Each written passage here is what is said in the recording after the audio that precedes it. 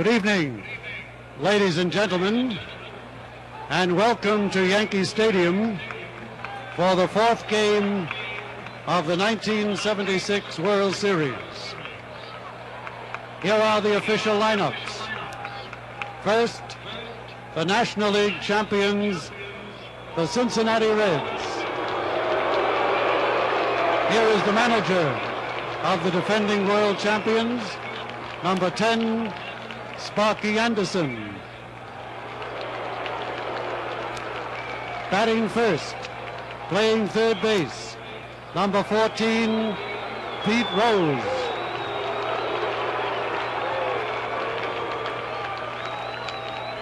Batting second, in right field, number 30, Ken Griffey. Batting third, playing second base, number 8, Joe Morgan.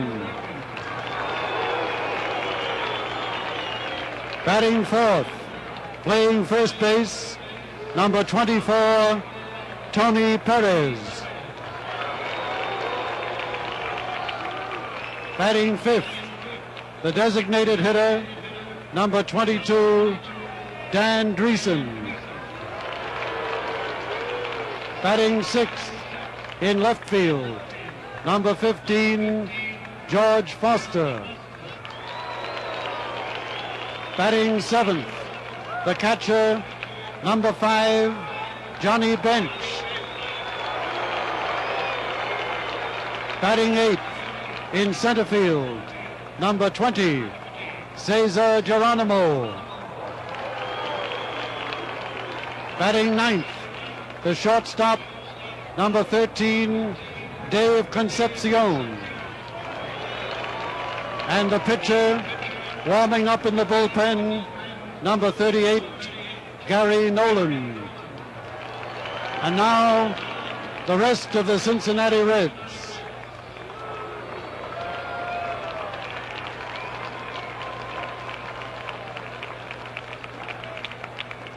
Ladies and gentlemen, the American League champions, the New York Yankees.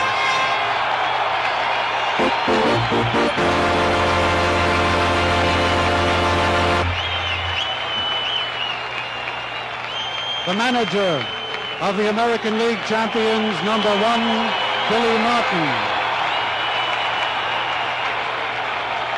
Batting first, in center field, number 17, Mickey Rivers. Batting second, in left field, number 6, Roy White. Batting third, the catcher, number 15, Thurman Munson.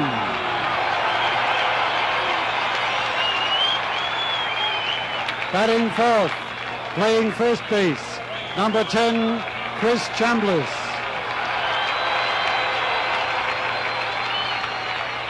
Batting fifth, the designated hitter, number 38, Carlos May. Batting sixth, playing third base, number 9, Greg Nettles.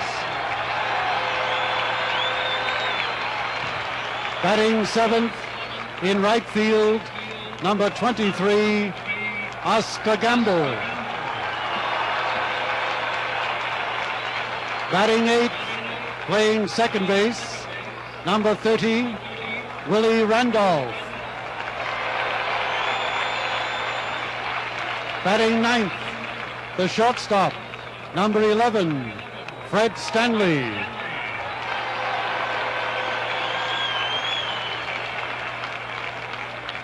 And the pitcher, warming up in the bullpen, Ed Figueroa.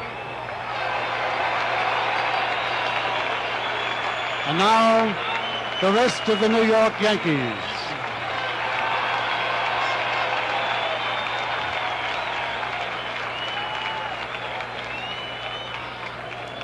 Ladies and gentlemen, will you please rise? Ladies and gentlemen, singing the national anthem tonight is musician seaman Robert B. Johnson of the United States Navy.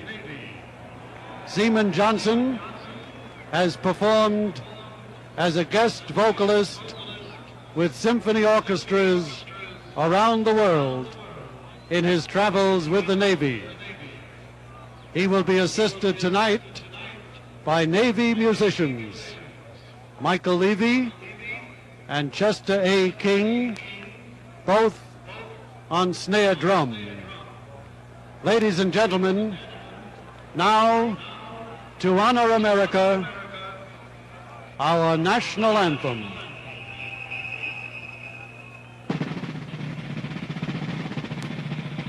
Oh, say, can you see by the dawn's early light what so proudly we hailed at the twilight's last gleaming, whose broad stripes and bright stars through the perilous fight o'er the ramparts we watched were so gallantly streaming, and the rocket's red glare, the bombs bursting in the air, gave proof through the night that our flag was still there.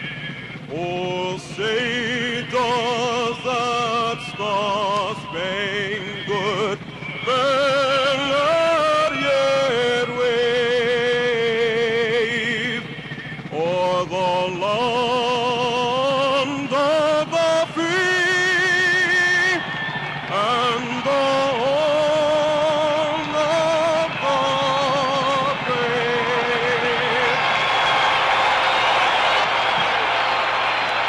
With the helicopter shot and the singing of the national anthem by Seaman Robert B. Johnson, we get ready for baseball at Yankee Stadium. Game number 4 coming up. Ladies and gentlemen, we now direct your attention to Commissioner Kuhn's box, situated at the home plate side of the Yankee dugout, where the first ceremonial pitch will be thrown out by the longtime voice of the New York Yankees, Mel Allen.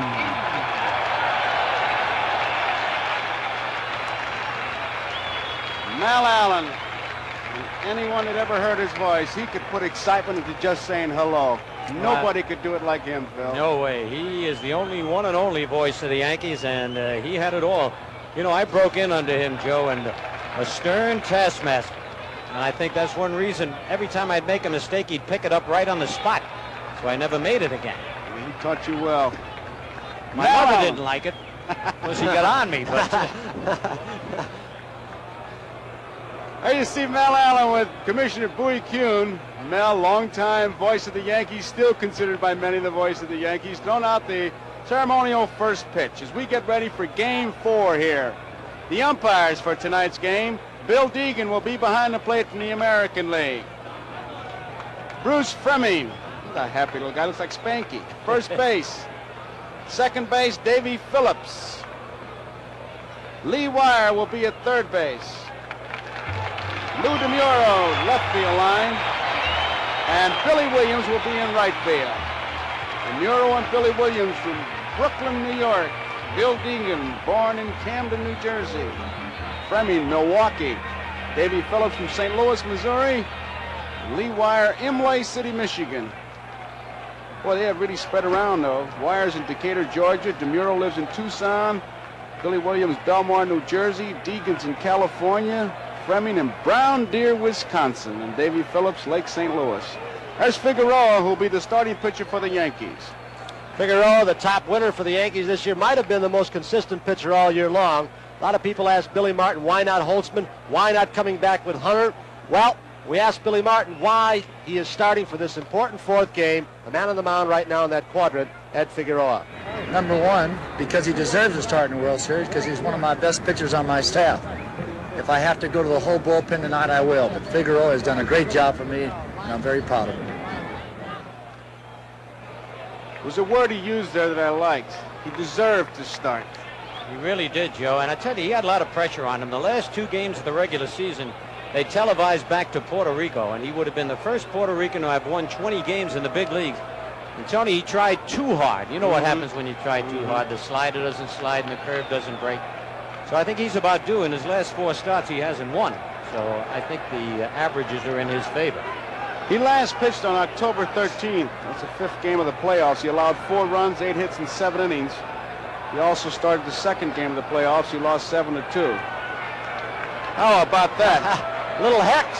They're trying to pull. Was that a chicken? A rooster? Little voodoo. Somebody threw a rooster out from behind the Reds dugout.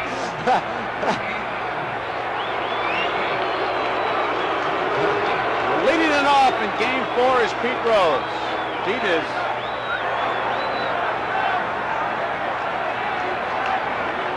leading it off. Ready to go. Did he bunt? No, says third base umpire Lee Wire. Rose is 2 for 11.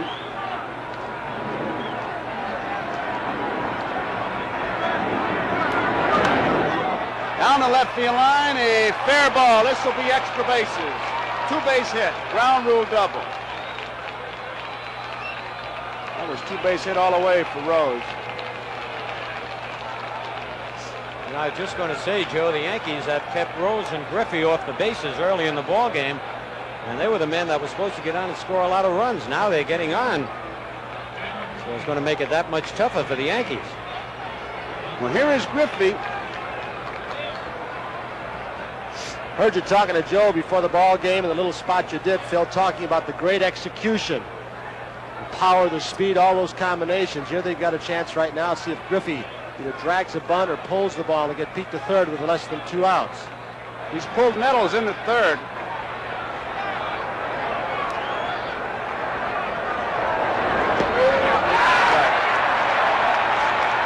Looked like he was going to bunt on that one. Is he a pretty good bunter, Tony? Excellent. Nettles is in no man's land, isn't he, guys? He sure is. He comes in too quick. Rose will come down.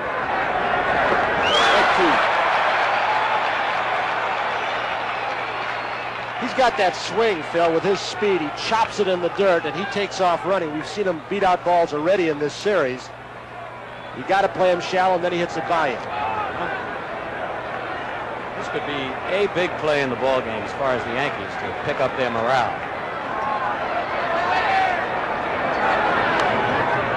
Tried to pull it foul.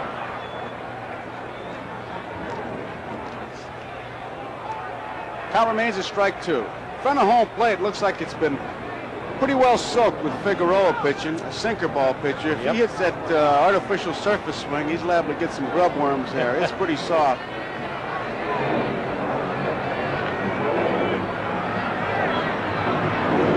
Two-strike pitch. 1 ball, 2 strikes. Nothing wrong with it. A groundskeeper can help you. If you have a sinker ball pitcher, obviously he's going to pitch low, a lot of ground balls, so you slow it up. You slow the ball up to 2 or 3 feet in front of home plate. So what you do is just wet it down a little bit. Got a ball club that can bunt. Just put an extra coat on the foul line to hold the ball in. Bouncing ball. Rose is going to go to third. They got a shot. They got him trapped. And now he's motioning for Griffey to move over. They may have a double play. Missed him, but he's out. Out of the baseline. Says the second base umpire, Davey Phillips. And so the Cincinnati Reds, for the first time this series, pulled the rock. There it is. Look at it again. Not too good a base running by Pete Rose. Stanley very alertly gets the runner. Now they do the right thing as opposed to the other day. Look at Pete signaling for Griffey to come over. That's it. One throw, they got him, and they've got Griffey hung up. Now nobody went over to cover first base had he gone back. He's got 3 feet from the line of the tag there, and he went farther than that. Phillips called him out. Hey, I tell you, that could pick the Yankees up for the first time in the series. Here is Joe Morgan. Strike one. I tell you, that looked like a fire drill on a rainy day. Everybody was moving. If you're scoring, that play went 6-5-3-4. Rose was trying to coach Griffey to come on over there. The Nettles made the play perfectly. As Tony pointed out, one tag, and then they got Griffey. 1 ball and 1 strike. Phil Figueroa, the hardest throw on your staff? Starting pitchers? Oh, yes, absolutely. This year, Catfish was last year, but he didn't have, he had trouble with his arm this year, a little tendonitis. 2 balls, 1 strike, 2 outs, nobody on. Ball game just getting started. Chambliss surrounds it. Takes it himself, and the inning is over. So we go to the bottom half of the first. Cincinnati, nothing. Yankees coming to bat. There you see Gary Nolan, 15-9 in 1976, a 3.46 earned run average. He was 15-9 in 1975. How about his control, Joe? Great control. He's had exceptional control each of the last 2 seasons, leading the regular National League starters each year with an average of only 1.2 walks per 9 innings. Even better average in 1976. Only 27 base on balls, including 3 intentionals in 239 innings. And here comes Rose in again, moving in closer. He's closer than ever. He really is.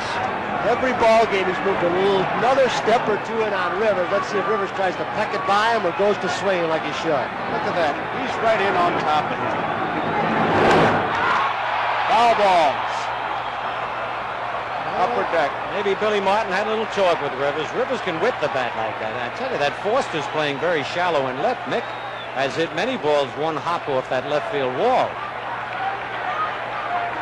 He's opened his stance, Phil. Yes, he has. He's facing the pitcher more than he was the other games. Curveball misses. 1 ball, 1 strike. If Pete Rose gets any closer, he'll have to put pinstripes on.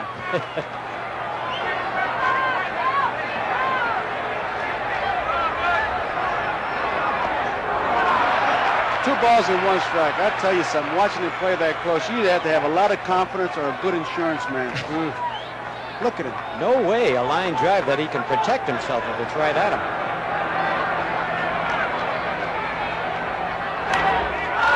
Popped up. Pete Rose and Concepcion. Now Concepcion takes charge. 1 out. This telecast is authorized under television rights granted by Major League Baseball solely for the entertainment of our audience, and any publication, reproduction, retransmission for commercial or other use of the pictures, descriptions, and accounts of this game without the express written consent of Major League Baseball is prohibited.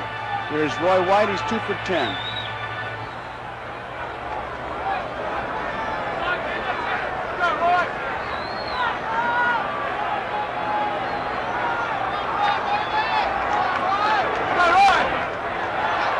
Joe Morgan bobbles it in time. 2 up, 2 down. That statistic we showed you earlier really tells a story. As a team, the Yankees are hitting .222, the Cincinnati Reds .327. Thurman Munson. Munson is 5 for 13. He has 5 hits. Chambliss has 4. 2 leading hitters. No score, bottom of the first.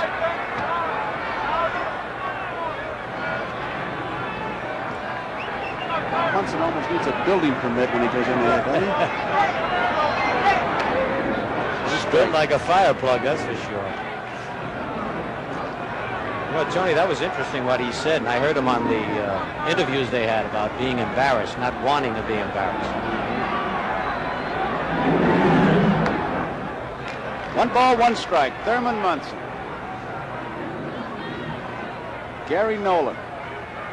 Some consider Nolan the best pitcher on this staff. He has an excellent straight change curveball, and the kind of guy when you start looking for it, he throws the fastball right by you. 2 balls and a strike to count. One thing he's got, Phil, you've seen it around this park a long time, he can keep the ball away from you, whether you're right or left-handed hitter. Make you hit to the big part of the ballpark. That's part of Nolan's success. He had a lot of home runs off him, but because he doesn't walk many, they don't usually cost him ball games. Out of play. 2 balls, 2 strikes. Well, one thing you know, if he pitches Munson out there, he'll go with it. Billy Martin. Fatten him up over the winter. Phil, I saw him. I started saying the clubhouse. He was going into the sauna. Boy, he looks like he could use a trip to summer camp. He is really thin. He is really down. And he lost all that weight winning. Off the handle, it may drop in there. Morgan gives it a chase. It's a base hit for Munson. A blooper for Munson. Well, the Yankees have been talking about all the bloopers the Reds have been getting off them, so they dunked one in there. See what Morgan said about that, though? He said, yeah, we've been hitting those 370-foot bloopers.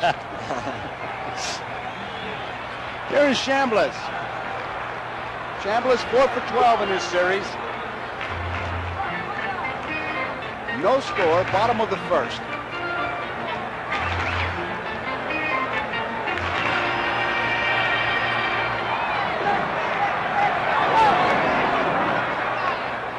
Ball 1. The Yankees have been looking for somebody to pop one early to get them out ahead in one of these ball games. Give their pitchers a little break. Not so much pressure on their defense either.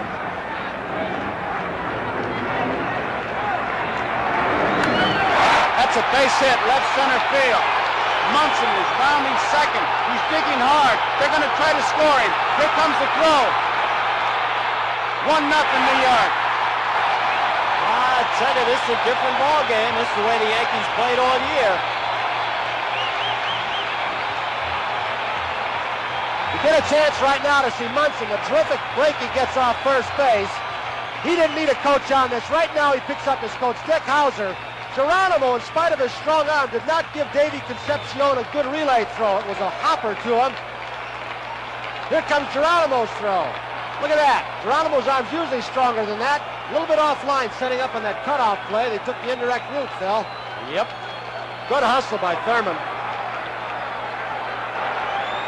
The Yankees, for the first time in this series, have taken the lead 1-0.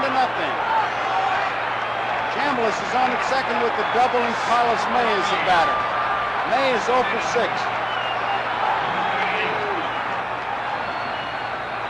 Dick Hauser, the third base coach, really had him coming all the way. Munson able to score from first.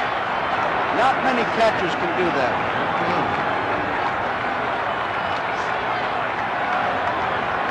This crowd looking for something to root about. They got it early. Up the middle. Concepcion, a fine play to throw in time. What a play. Saved the run, took a base hit away. Dave Concepcion. So at the end of an inning, it's New York 1, Cincinnati 0. Once again, as other times this series, we see a great defensive play by a Cincinnati Red. This time Concepcion to save another run. I don't know who could have done that other than that guy. Tony Kubek's the only other shortstop, and I know I couldn't. That guy is unbelievable. so quick and so fast. Strike 1 to Tony Perez. That ball was by him, guys. I know it. Got an in-between hop, too, Phil. Bad hop, too.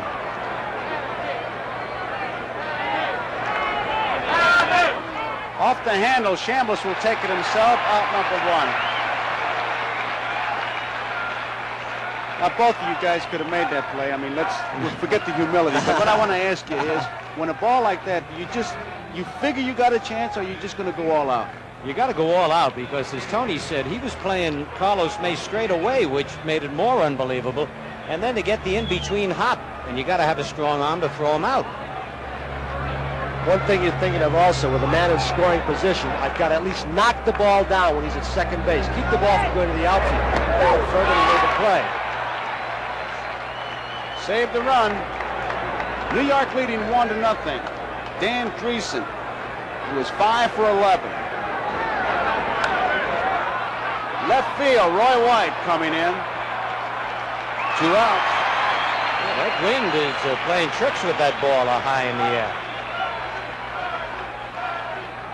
Well, the gusts were supposed to be something like 20 to 25 miles an hour. Let's see it with the flags atop the Yankees. There's the old facade, Tony. Remember, used to be up in the upper deck in right field. Is that a reproduction or the original facade taken from somewhere else? Reproduction. Is Yeah. it? Hate to say it, but it is. But tradition is still there. George Foster. Foster 5 for 11. Figueroa is playing games with him now. Foster's driven in 3 runs. The Reds have scored in first or second inning of every game.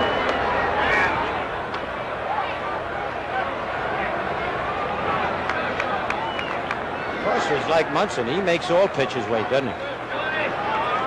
You ought to see Foster and Jim Cott in the Phillies. 1 ball, 1 strike. I would like to have seen Gibson and Foster. Yeah. Blink your eye and throw that ball.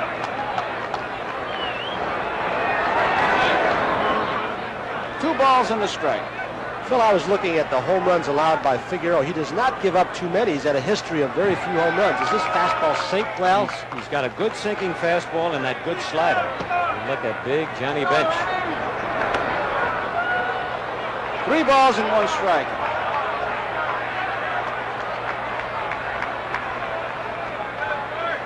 Where you said Big Johnny Bench, he's going to do a benefit with Bob Hope. We'll tell you about it a little bit later on, more about it, but he's going to sing Big Bad Leroy Brown. That's his hit song. Gotta hear that. Foster outside, draws the base on balls. It puts him on and brings up Johnny Bench. Bench 6 for 11. He was the victim of that great play by Grant Jackson, who told me he did that a lot. No. That's what he said. I started laughing. He said he caught one in the back of his knee off Perez, a line drive, just where his knee bends. He said the ball's stuck there. Grant Jackson backhanded that ball on him. 1-0, New York leading, top of the second inning. 2 men out. Foster's at first.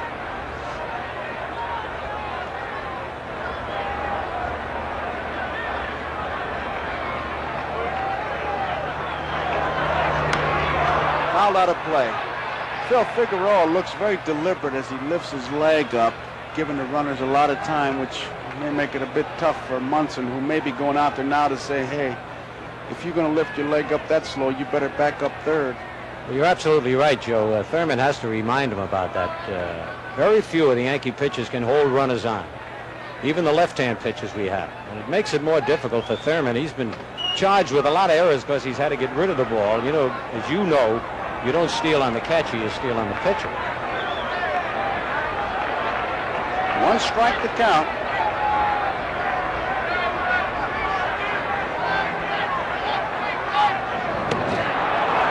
Very close. He's quick to first. He went back in there standing up.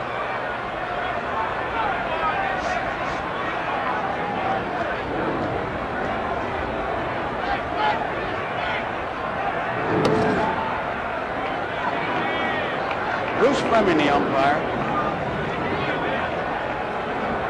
Very simple.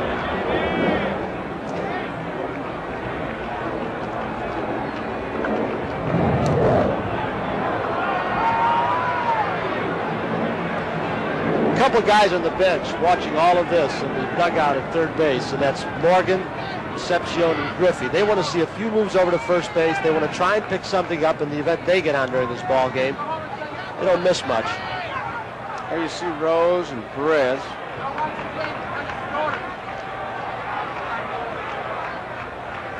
Gullett into the blanket. Fouled out of play. 2 strikes on Johnny Bench. Joe and Phil, that was one of the big things. I had a chance to glance briefly at the Cincinnati report, and one of the big things they had was they timed every pitcher on the Yankee staff, how quickly he gets rid of the ball on the home plate, what his leg kick was going home, what was the first movement he made going to first base. And it's the most detailed thing. It goes to 6 pages on that, evaluating these guys. There he goes. Pitch out. They should get him. They got him. Munson picks Randolph covering, Foster's out. We go to the bottom of the second. New York 1, Cincinnati nothing as we look at City Hall. A beautiful shot.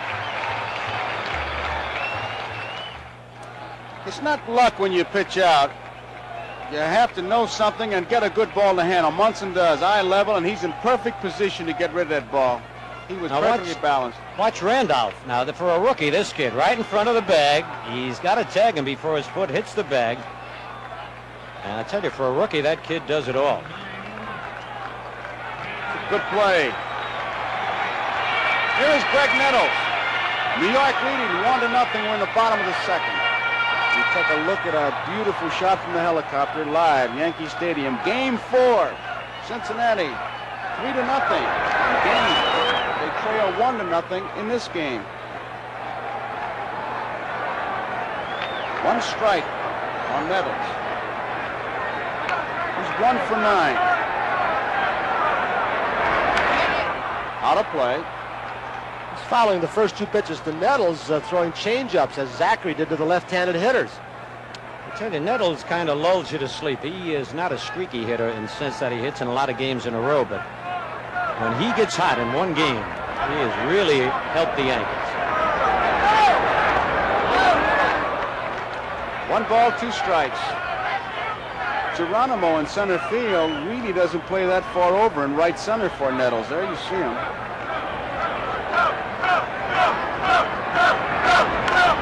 Didn't mean to swing.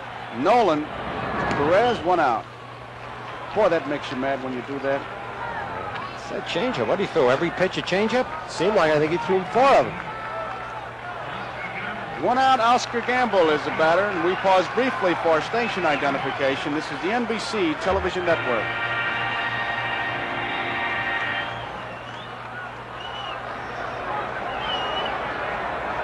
Gamble, 1 for 4.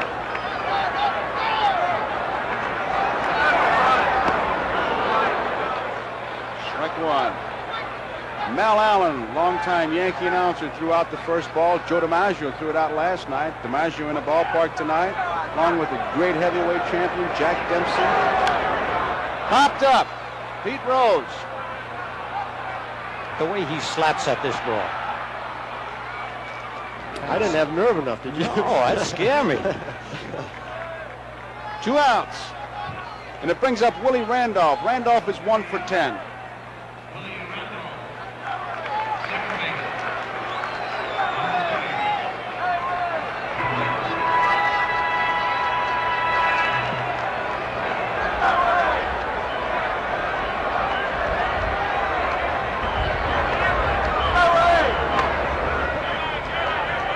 Ball 1. Well, Joe, this kid had a great shot of being the Rookie of the Year. Then he was hurt 3 different times.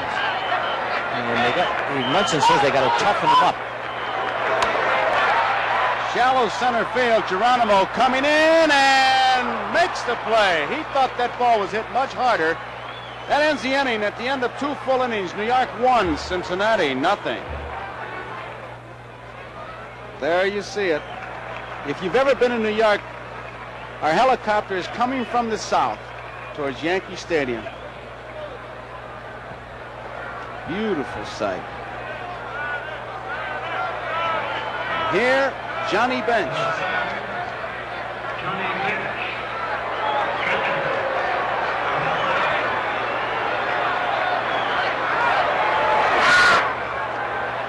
Ball 1. He's closed his stance up. Isn't it something he struggled almost all year long, and he finally found that little knack of swinging the bat and timing the pitcher. Seems to be working for him.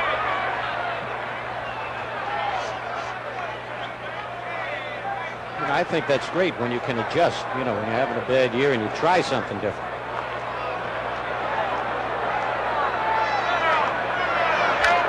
Popped up in the infield. Randolph is taking charge. Bench is out. I think he got away with a pitch there.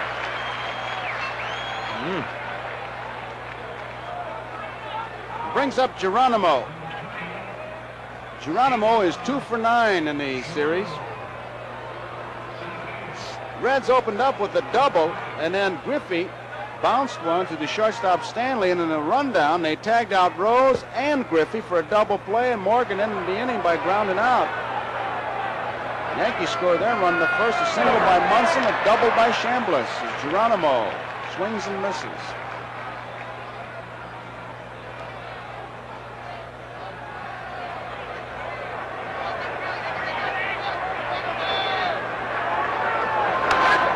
That's a base hit, left center field. Mickey Rivers cuts it off, stumbles a bit, but Geronimo a big turn.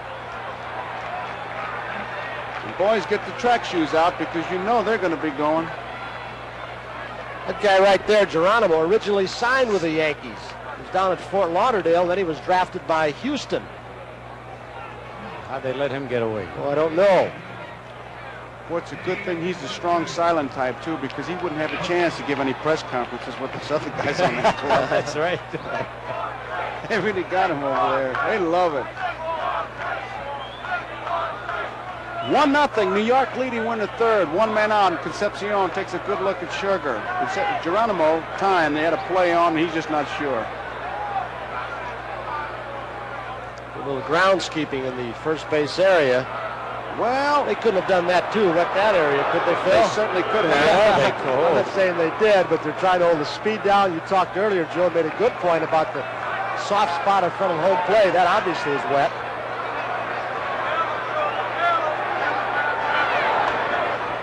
Ball one. I tell you, your groundskeeper is the 10th man in the lineup.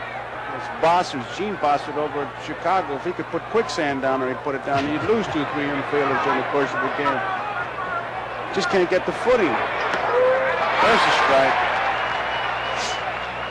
Many different things you can do. You can slope the foul lines. You can put an extra coat on the foul lines. You can let the grass grow high. You can soften in front of the plate. You can soften in front of the first base where they get their leads. A million things you can do. He's got a big lead. 2 balls and 1 strike. If I had to pick a pitch, I'd pick it right here. Got to say he's going.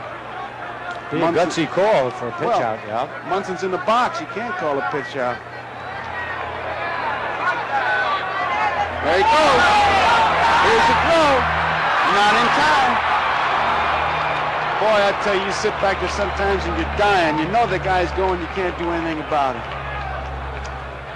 It's an excellent job. Figueroa never gave Munson a chance. Stanley was covering this time, thinking Davey was going the opposite way. He beat the pitcher that time, Phil. Oh, absolutely. That's, as Joe mentioned, Figueroa lifts that leg up and hesitates. And Munson had to get rid of it too quickly. I think a real good throw would have gotten him, Tony. Could have been close. But when you have to get rid of it so fast, you got to give up accuracy. You throw it in hope. That's a 6th steal for the Reds. 9 attempts. 1 man out. 3-1 to count. Out of play. Would you have ever pitched out in a situation like that, Joe? Only if the manager would let me and tell me. I would look over and ask him, can I pitch out? Because I tell you, if he doesn't run and the pitcher loses the game, he'll blame it on that pitch out. That you threw his rhythm off and all that. The worst thing you can do is call a pitch out. The only guy give you a lot of back, and he's listening tonight, is DeRocher. DeRocher was good to catchers.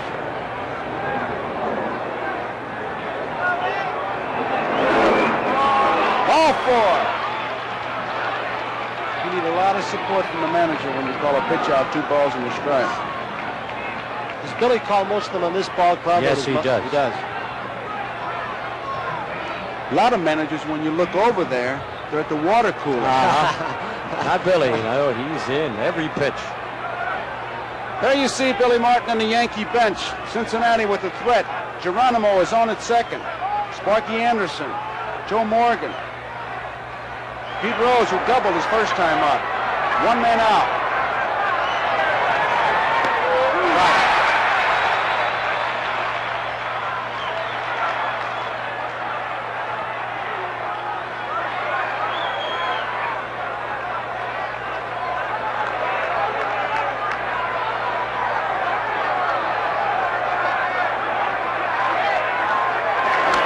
Bouncing ball, Chambliss wide. He'll go to second.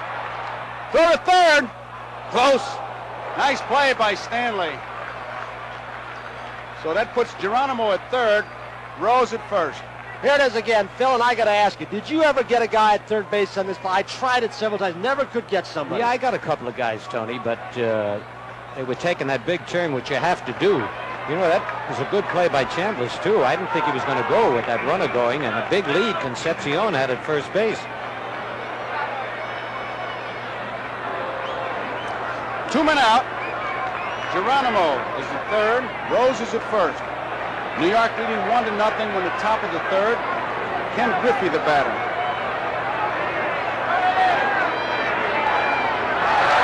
Good sinker. You saw it that time. Strike one. Amazes me, this guy's such a good hitter, and he's a stiff-arm swinger. His hitting instructor and the Reds instructor, Kozuski, thinks that someday, and he's got speed, we know that, he might hit 20, 25 home runs. That's how strong he is. Up the middle, off the glove. Randolph will have to make the play to first. It is in time. What a play he made. 1-4-3 if you're scoring. I didn't think they could get Griffey, but they did. Bottom of the third, 1-0 New York. Willie Randolph had to do everything right on this play. The ball was stopped from going to center field by Figueroa. Then Rose blocked his view. He had to field the ball cleanly, get rid of it quickly and accurately, and he did all of them, Phil. Beautifully executed. Saved a run. Brett Stanley leads it off. Ball one. Nolan has only pitched twice in the last 3.5 weeks. Worked 9 innings October 1st and 5 2/3 on the 12th. Trailing by a run. Ball two. He doesn't walk many, as we pointed out. Exceptional control. And 1 walk per 9 innings in 1976. Ball three. Well, if anybody can get it, Stanley, he's a very patient hitter. It's like Roy White, Tony.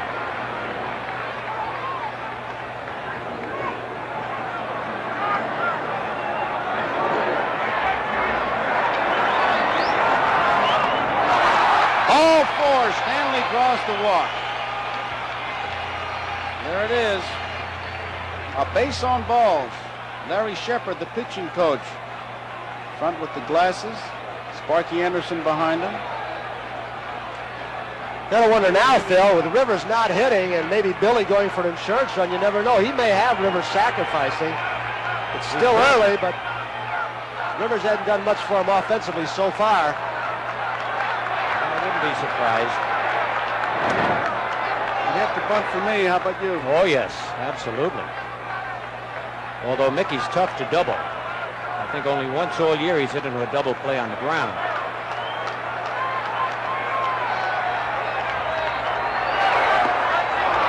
Strike one. Boy, there's a tough play for a base runner. The guy tries to bunt that way. Alan Roth points out that during the season, Rivers had only 2 sacrifice bunts. He doesn't bunt to sacrifice. He tries to beat him out. Popped up. Foster in left field taking charge. Comes in and makes the play. So there's one away. Stanley's at first. 1-0 New York leading. Bottom of the third, Roy White the batter. White bounced out. Morgan to Perez back in the first inning. 2 for 11 in the series. I'd like to see Billy start a couple base runners here, Phil. Maybe pick an opening in the infield, get somebody covering. White can handle the bat well. He's got Stanley down there with fair speed. That's right, and Roy doesn't strike out much. That's how the Yankees won the pennant, really, running the first 3/4 of the season.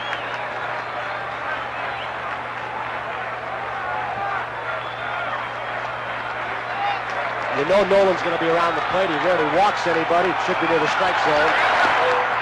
Strike one. Fastball on the outside corner. Gary Nolan.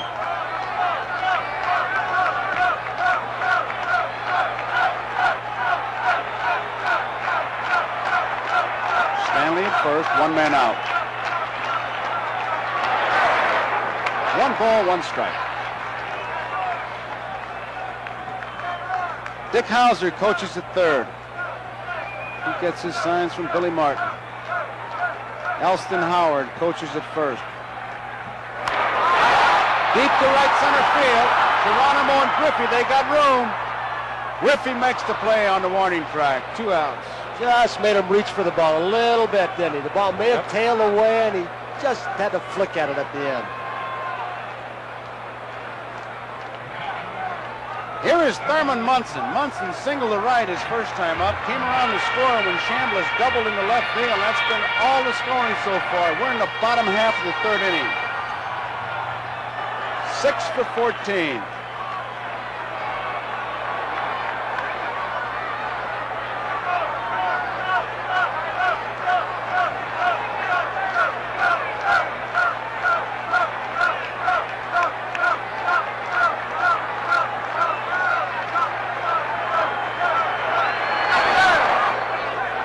Ball 1. Munson now has a 13-game hitting streak. He hit in the last 4 games of the regular season and 9 postseason games. Looking at the box scores or my scorecards of the previous 3 games, they've given him very little to pull. Everything's been away, been hitting center field and mostly right field, keeping it away on him. When they go inside, they waste it inside out of the strike zone. 1 ball, 1 strike, 2 outs.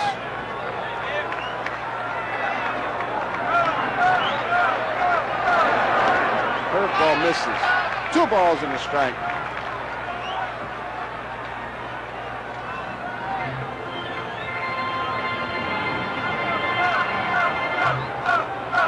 New York 1, Cincinnati nothing, bottom of the 3rd.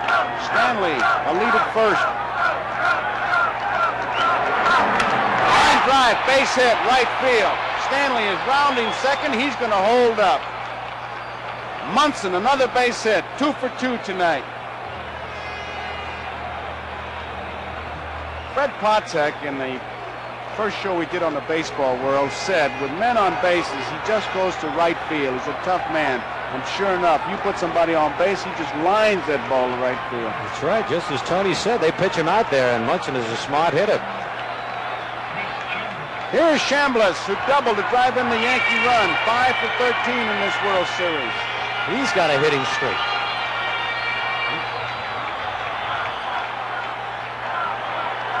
17-game hitting streak, Phil. There's a strike. Let's not cheat him, Joe. Look, tonight he's got an 18-game hitting streak. What a talent teaching another how to add, right? He always was a better counter than me.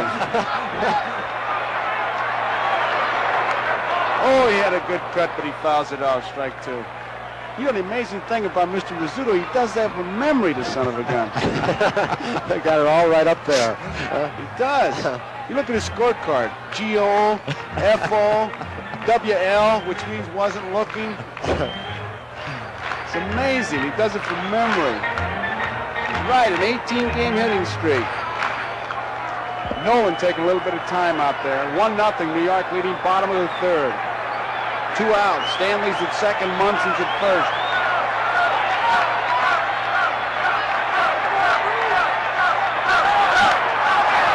Joe Morgan bobbles the ball.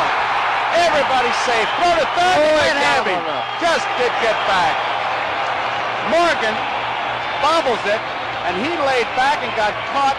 The ball played him. Absolutely, Joe. Tony mentioned that. He said he's not used to this. The AstroTurf, you get the good bounces. Kyle Keel's one of the guys, as we watch this replay, who said he saw them in San Francisco on dirt surfaces. They're not as good a fielding team. He said they get into artificial surface habits. You can wait back on the ball because it gets to you more quickly. You do it on this, you get those funny in-between hops. So the bases are loaded. 2 men out. Carlos May. Ball 1.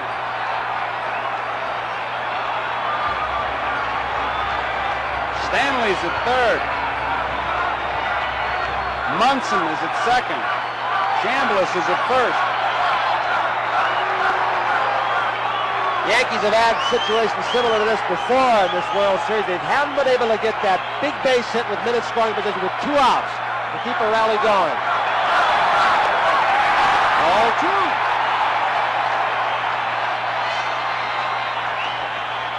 Carlos May. Crowd really whooping it up. May was robbed of a base hit by Concepcion in the first inning and saved the run. He's looking for his first base hit in this World Series.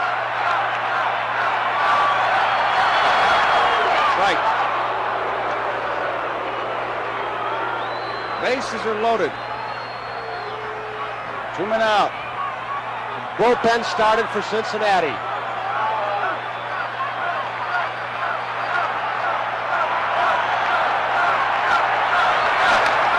Line drive left field. Foster's there. Makes the play, and that ends the inning. So as we complete 3 innings, New York 1.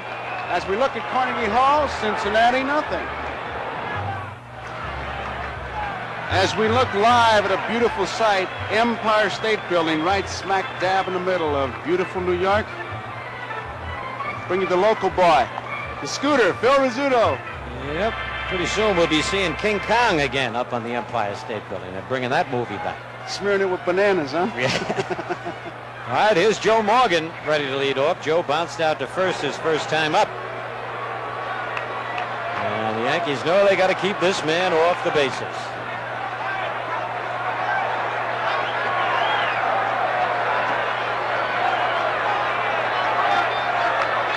1-0, the Yankees lead. Strike one.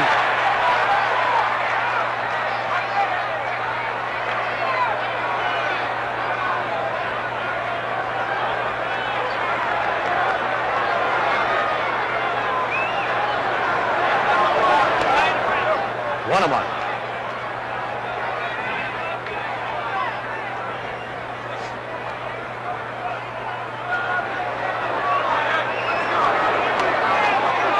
Just inside. 2 balls and a strike.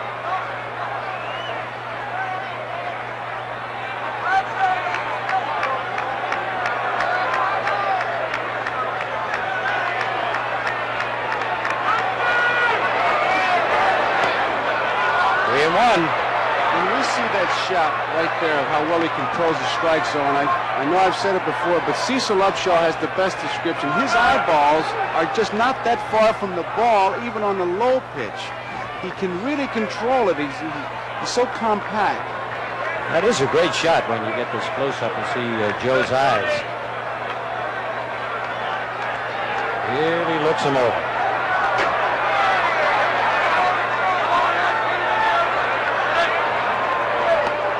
Well, he's on, and now the Yankees. Remember, this guy upsets the whole infield. You know Tony when used to get a fast man on first. You cheat a little bit more at second base or shortstop, get a little bit closer to the bag, it opens up a hole.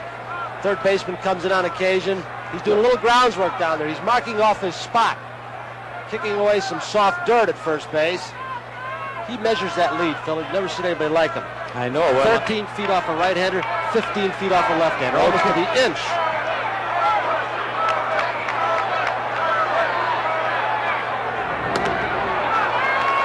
You're always got to do that.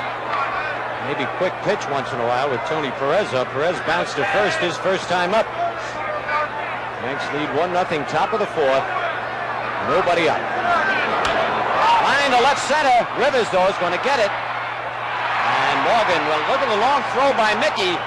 That's the best, almost over the head of Chandler. That's the best throw Rivers has made all year.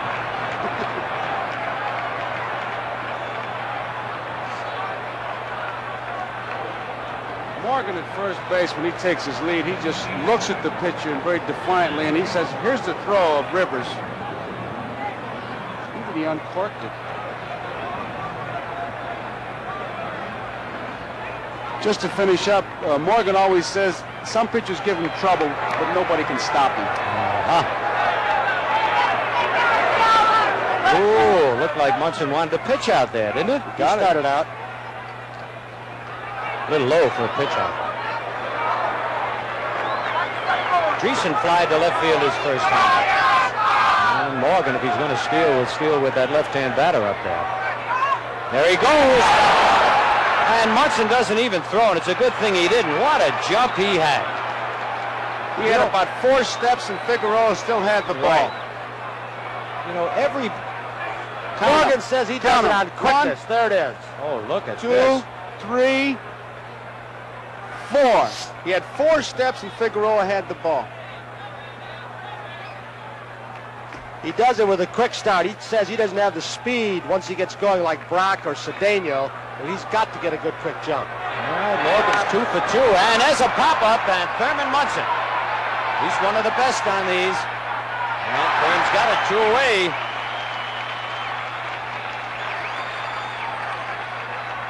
And Morgan, 2 out of 2 in stolen bases, but there are 2 out now. And George Foster, who walked and was caught stealing in the 2nd inning.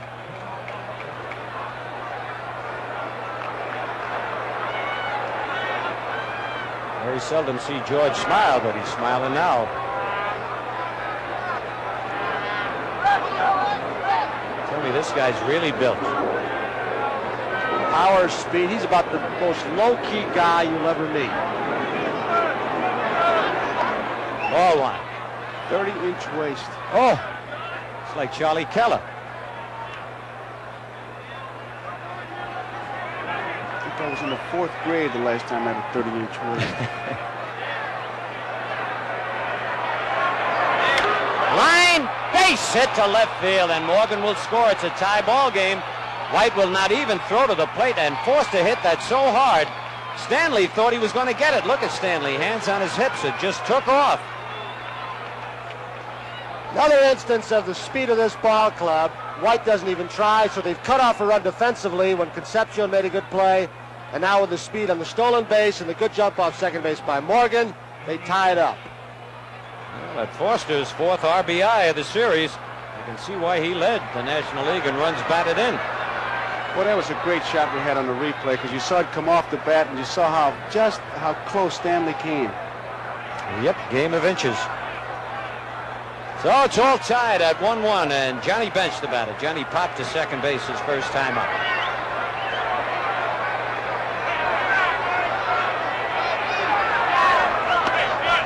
Ball 1.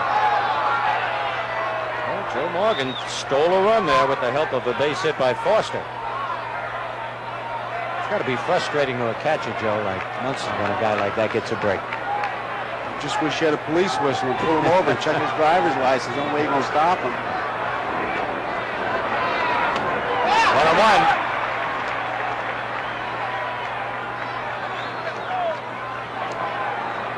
Each team with 1 run and each team with 3 base hits.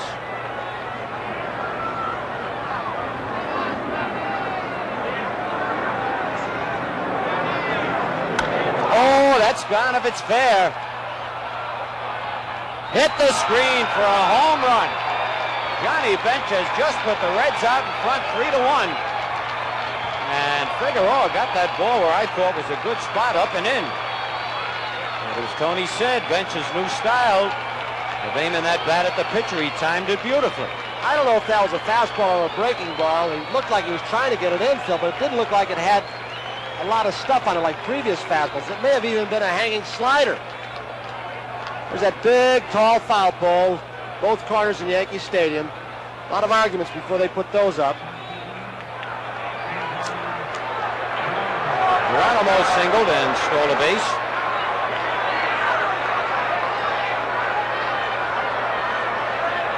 Oh, quickly the Reds are out in front 3-1. 1-1.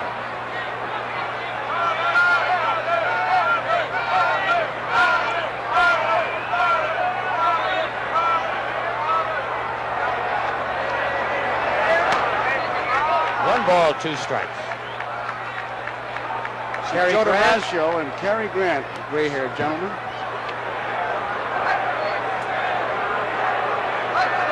Very serious there. In the hole, I don't know whether Stanley will get him. He's going to get him. A good play by the chicken, Fred Stanley. 3 runs for the Reds, and now at the end of 3.5, it's Cincinnati 3, the Yankees 1. CTV, a 2-hour special featuring the best of the comedy sketches from the past quarter century. Jack Benny, George Burns. And Sunday night, you fans in Cincinnati will see Johnny Bench sing Bad Boy Leroy Brown, Pearl Bailey, Roy Clark. Hope.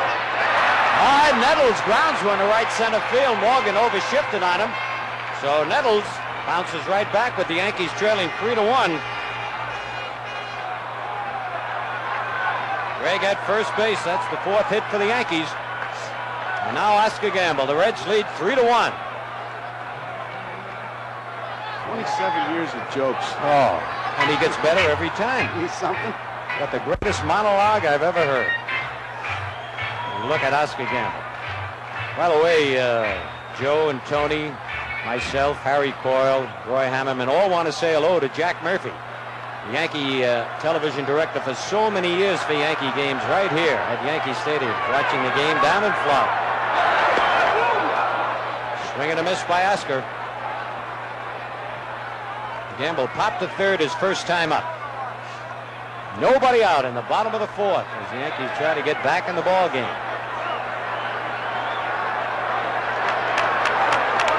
Bouncer.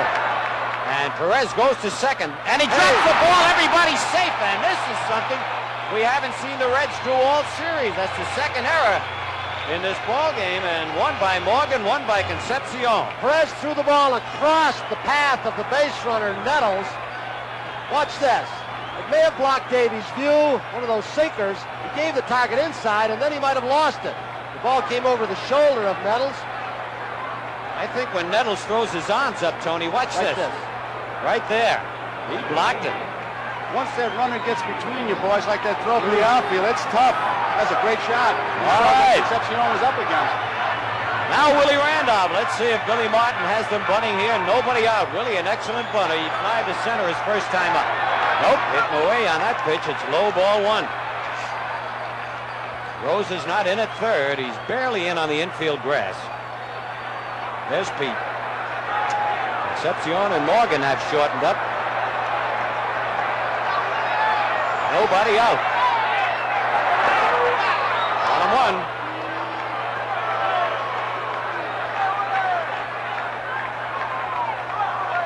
Gary Nolan.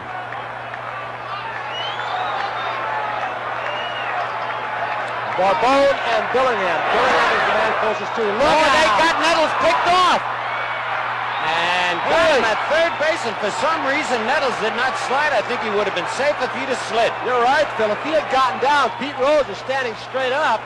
He may have had a chance. This is a tough play when you're trying to get a good jump off second base. The guy either bunts through it. Good play by Davey also. I don't think he'd have beat it, No, guys. he That wouldn't ball have. was there. Pete was looking to be bowled over, and he was just steadying himself. Pete was ready for a 3rd and 2 play. Right. Yep. Well, Willie Randolph having his problems. 2 for 17 in the playoffs and 1 for 11 in the series. And they called that pitch a strike, so there's 1 out. Strike 3. That ball had to just nip the corner.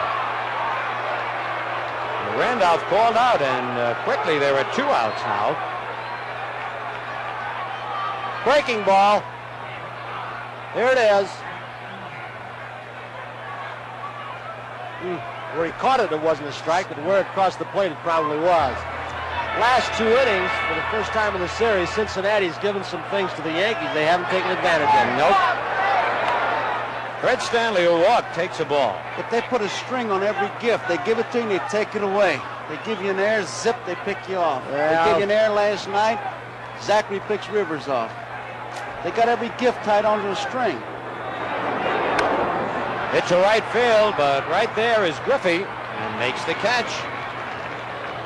So nothing across, and at the end of 4 innings, it's the Reds 3, the Yankees 1. The preceding message was furnished by Major League Baseball. I never saw one like that. Urgent Field hates Pete Rose. To say closing. Concepcion wants Deegan to look at the umpire at the ball. On deck, Pete Rose.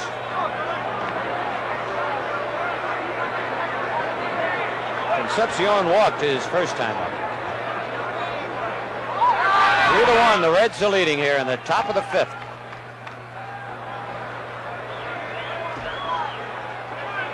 First 3 games, the Yankees didn't get any breaks. Here, they've had 2 or 3 breaks, but haven't been able to take advantage of it. Bouncer. And Nettles throws him out. 1 away. That might have been tough in Cincinnati. That ball might have bounced over his head, Tony.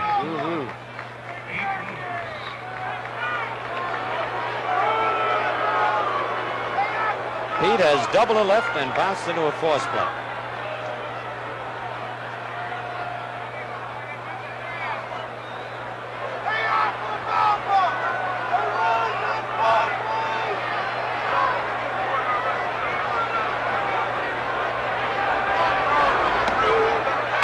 Strike one.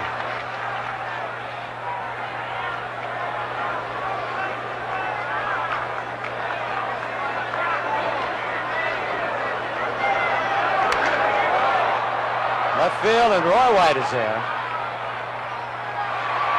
It's 2 away. Tough left field there at the stadium, but Roy plays it very well. And now Ken Griffey.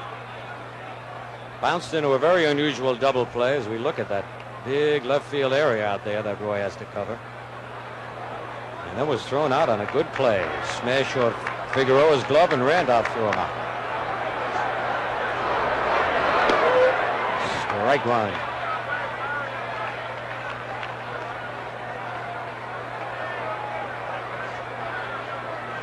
They handled Griffey very well. Just one hit so far.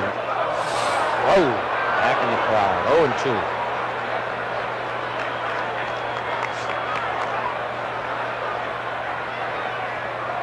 There's just no rest for a pitcher, is there, with this ball club? With the DH, 9 hitters, 9 runners. Yeah, look like 0-2. Fouled the changeup back into the crowd. Last inning looked like Figueroa was out of the jam. Morgan on second and 2 out. Single and a homer. And the Reds are out in front 3-1. Just got a piece of it.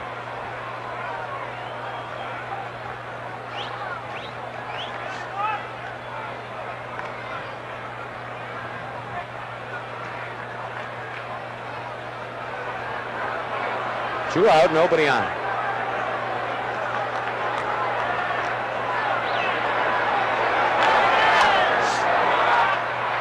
Nettles makes the catch. So they're down in order, and now at the end of 4.5, it's the Reds 3 and the Yankees 1. Well, you see Robert L. Hausum, the president of the Cincinnati Reds. Next to him is Mr. Lewis Nippert, who is chairman. I'll say one thing for old Bob. The weatherman said it was 51 degrees. You couldn't prove it by him. All right, Mickey Rivers to lead it off. Mick has popped to short, fly to left. Cincinnati gave the Yankees 2 big breaks in the 3rd and 4th inning. Oh, he fooled them on that change. It's unbelievable that Rose can take that bat away from Rivers the way he's done this whole series.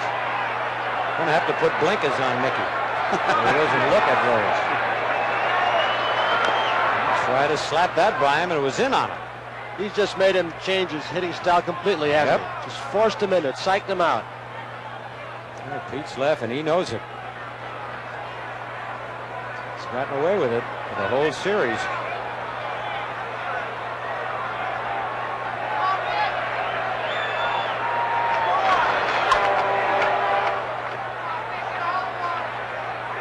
Still 0-2. They know Rivers swings at a lot of bad pitches. In the scouting report, they said throw him some change-ups, make sure they're bad pitches. He'll go after almost anything near the strike zone. This kid could hit 340, 350 if he laid off bad pitches. Oh, absolutely. Yeah, there's a little looper that's going to drop in. How do you like that? Tell you, the Yankees getting every break imaginable tonight, but they've got to take advantage of it sooner or later. Yankees have had 3 bloopers tonight. Straight change of pace. Rivers fooled, but he had enough left to just dink it out in right center field, or right field. All right, Roy White has bounced to second and fly to right.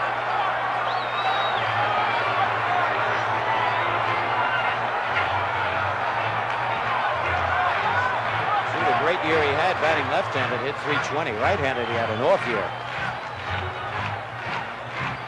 He's a natural right-handed hitter. They asked him about switching. He said, all the kids in our neighborhood switch hit. He said it was the thing to do. We played Ted Williams one day, Joe DiMaggio the next day. That must have been a tough lineup. Rivers back. Speaking of switch hitters, it's Mickey Mantle. Was 45 on Wednesday, and Whitey Ford 48 today.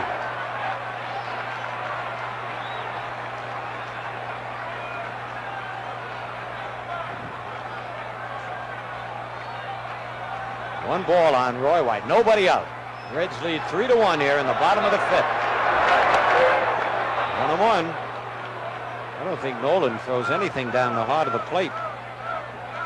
Quite a story, Phil. A couple of years ago, they thought he might never pitch again. Something troubling his right shoulder.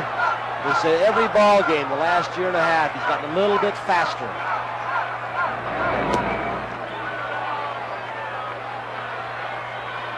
During the year, Mickey would steal. Billy would let him steal even though the Yankees were behind. Nope.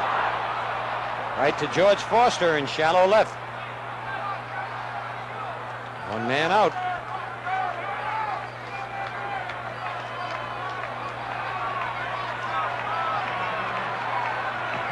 Well, that'll bring up Thurman Munson. I tell you, he and Chambliss have been doing it all for the Yankees in this series. 2 for 2 in this game. I scored the Yankees' only run. That was back in the first inning.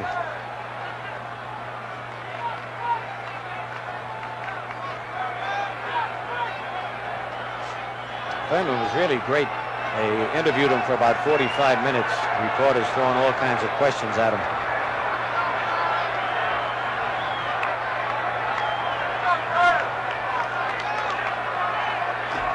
One man out.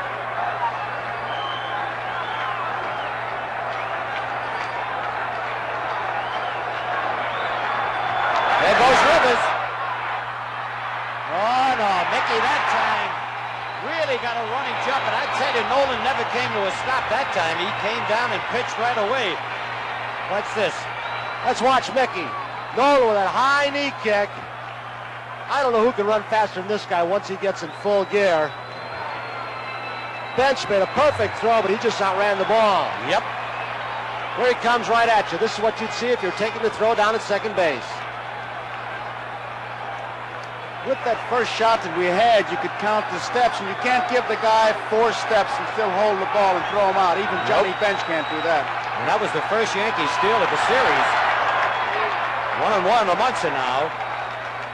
I believe that breaks Johnny Bench's streak of throwing men out in playoffs and World Series.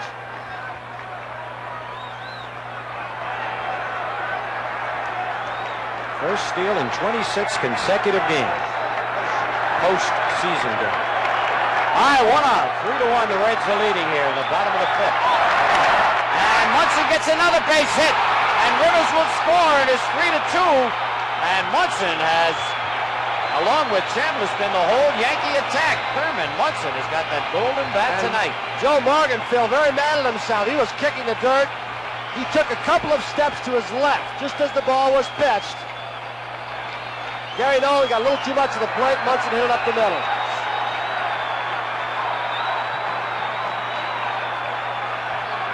Munson now 8 hits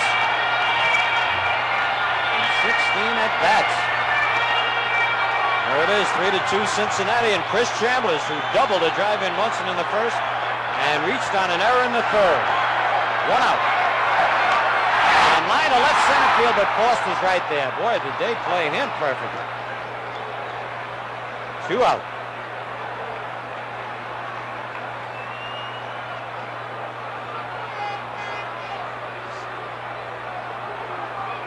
Gary Nolan, who looks so sharp tonight, making his 7th World Series start. You look at Pedro Borbon and Jack Billingham. Nolan is 0-2 in World Series competition. And a very high earned run average, 5.54. All right, Carlos May. Well, he's hit the ball hard twice.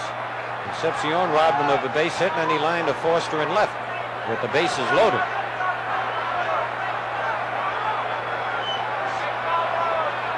Munson's a pretty good base runner if Billy wants to turn him loose. Right at Morgan. Throws him out, but the Yankees pick up a run on 2 base hits, and now at the end of 5, it's the Reds 3, the Yankees 2. There's the picture swing of Roger Maris. We hit a 61st home run October 1st. Red Sox, 1961. The pitcher was Tracy Stallard as we looked at Lee MacPhail, American League president on the left, and Hall of Famer, former American League president Joe Cronin on the right.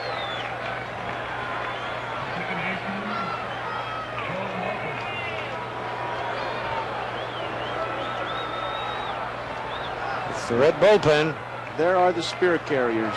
Bill Plummer, bullpen catcher. All right, here's Joe Morgan. He bounced at first, but then he walked and started the Reds rally in the 4th inning. Strike one. Stole a base. Scored on a 2-out single by Foster.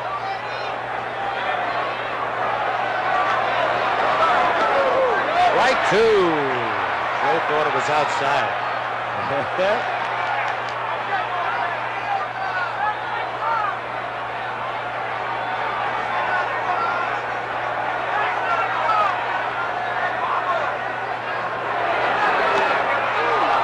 Just missed a ball and 2 strikes. We're in the top of the 6th. Reds 3, Yankees 2.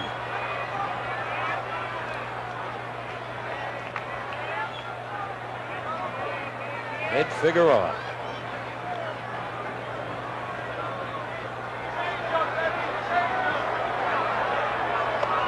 Two and 2. That'll throw the fastball by him. On deck, Tony Perez.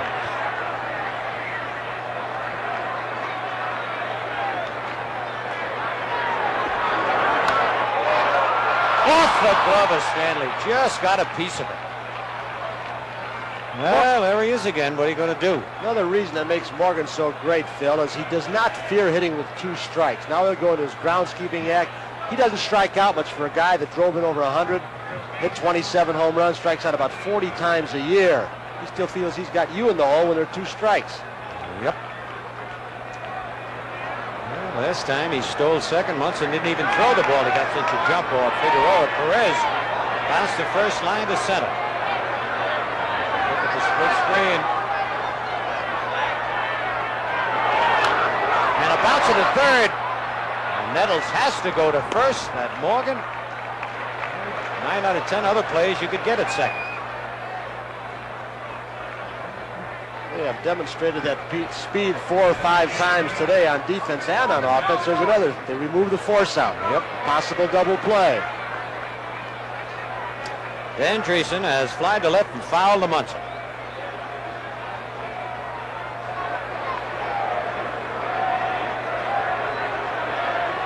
One man out in the top of the 6th. The Reds 3 and the Yankees 2.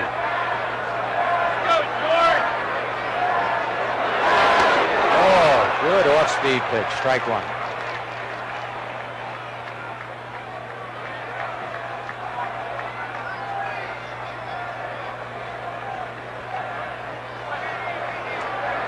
Better keep your eye on Morgan.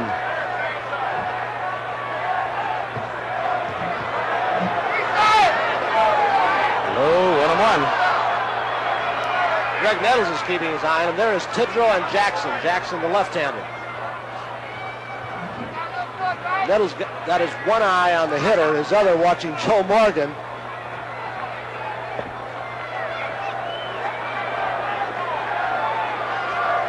Morgan to keep talking and then take off. Good pitch, all in 2 strikes.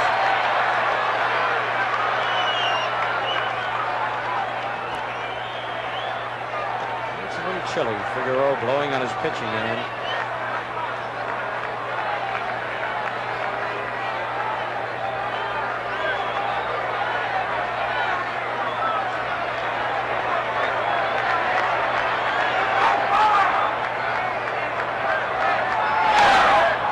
On that off-speed pitch. Jolie threw to him, and Randolph will make the play. 2 out. Willie Martin coming out to the mound.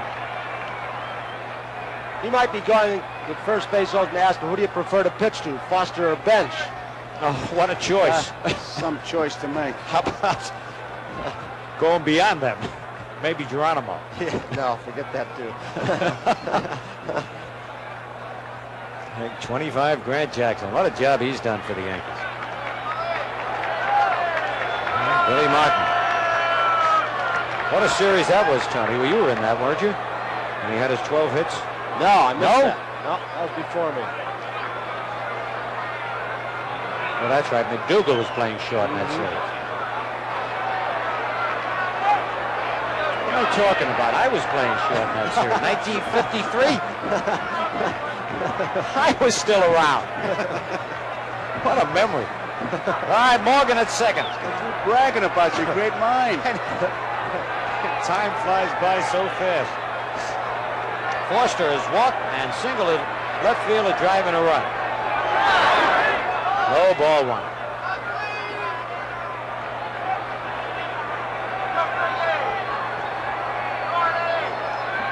Let's see what Billy Martin told Figueroa.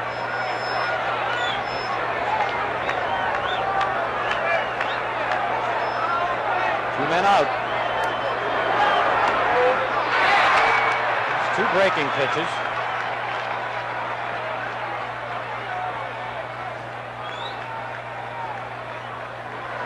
Three to 2, the Reds lead here in the top of the 6th.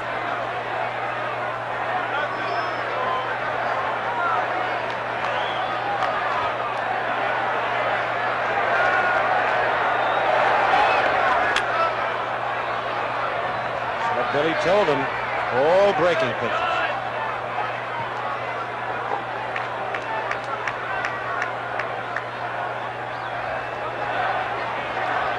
Morgan has his sliding gloves on. Oh, that's good for look at Foster. He didn't think that was a strike. 2-2.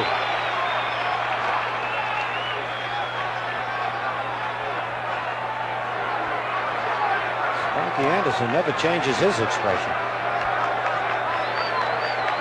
Billy Martin's been very calm through this tough series. Is that Michael? Walkie-talkie. He got him. Strike 3. I tell you, every one a breaking pitch. Nothing across. And now, at the end of 5.5 innings, it's Cincinnati 3, the Yankees 2. Cookie Lavagetto of the Dodgers as we bring you game 4 of 1947. Bill Bevins. Lavagetto hits that ball off the right field wall.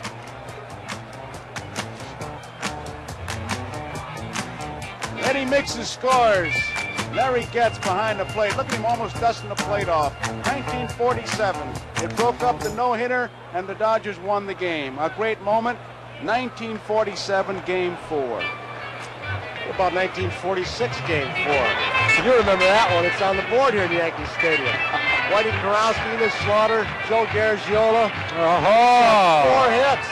Look at that, folks. Boy. Freeze frame that and keep it up there for a while.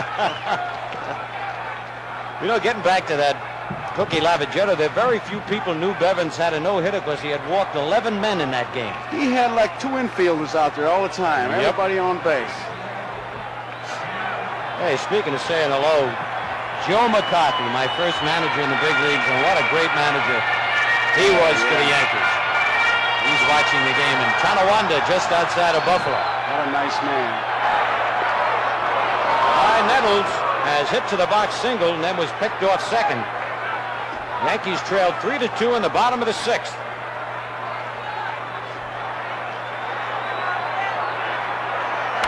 Right at Morgan. Oh, look, another break for the Yankees. Holy cow, they have had the breaks tonight, and they've only been able to capitalize once on it. Joe charged this one, but he had no chance. Ball took that bad hop. You're right, Phil. They've got to take advantage of it sooner or later if these breaks keep coming. All right. Just a reminder with these breaks that if there is a Game 5, it'll be 6 o'clock Eastern Time tomorrow night. 6 o'clock Eastern Time tomorrow night. All right, Nettles at first with a base hit. The Yankees 7th, and Gamble pops it up. And Morgan near the bag. One hands it for the first out.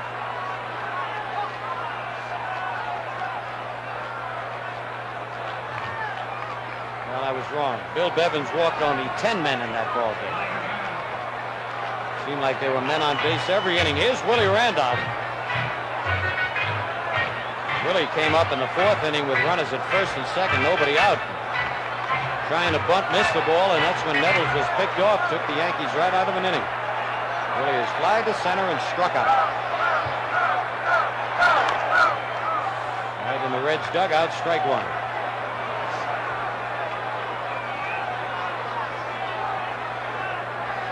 We mentioned before, the Yankees will, Billy Martin will hit and run a lot with Nettles at first and Randolph up. Yankees have not been doing much running in the ball game.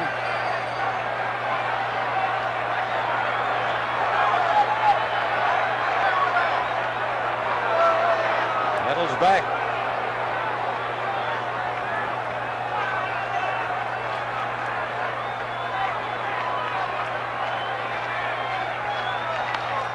Slice to right, but curving foul back into the seats. One thing, Sparky Anderson really wants a sweep. He's had that bullpen going most of the game. Any sign of trouble, they're going to be in there. Wind may be a factor now, guys. The flags, especially those in left field, really blowing out, stiff. Oh, get one up in that jet stream. And really carry. One out.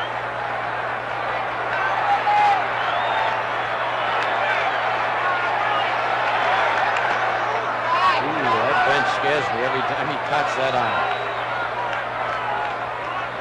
Ball and 2 strikes.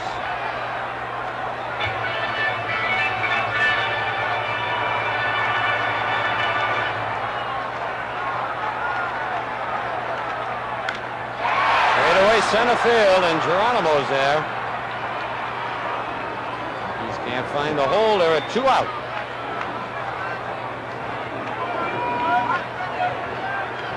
And Fred Stanley. Wait a minute, I think Billy's calling him back. Fred Stanley is ready to hit, but Billy Martin is waving him back in. There's Howie Billy. Hendricks coming across the outfield. You got to try for the long ball now, Joe. He can reach the seats here. He's primarily a pull hitter.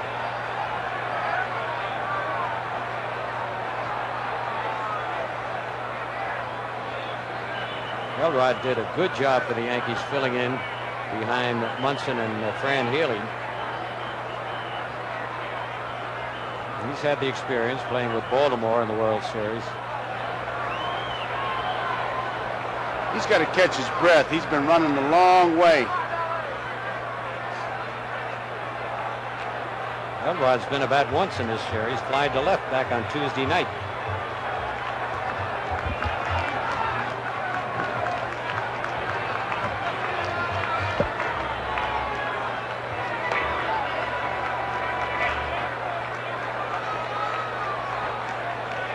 Maybe the big surprise of this series so far for Cincinnati is the group on the club, the 9 or 10 men who have the most to prove, Phil and Joe, and that's the pitching staff. They went into today's ball game allowing just 2 runs in each of the first 3 games, and they've been maligned. Larry Shepard, their pitching coach, sits quietly back. He doesn't say a word, but he's built a pretty solid pitching staff. There's Shepard. They don't get as many starts as a lot of teams with 20-game winners, but they're consistent all year long. Yankees used to do that. They always had those 15-2 guys, 11-1, rather than those 20-18. Good bullpen, too. Oh, the changeup had him out in front, strike 1. But you're right, especially the way Anderson yanks him so quickly. Makes you think that the starters aren't doing a good job. Nettles at first, 2 out. The Reds lead 3-2 in the bottom of the 6th. He won't give Elrod a fastball. 2 beautiful changeups. 0-2. Sparky has a method of getting his starting pitchers out as early as he does. He feels that he prevents some sore arms late in the ball game. He brings the fresh guy in.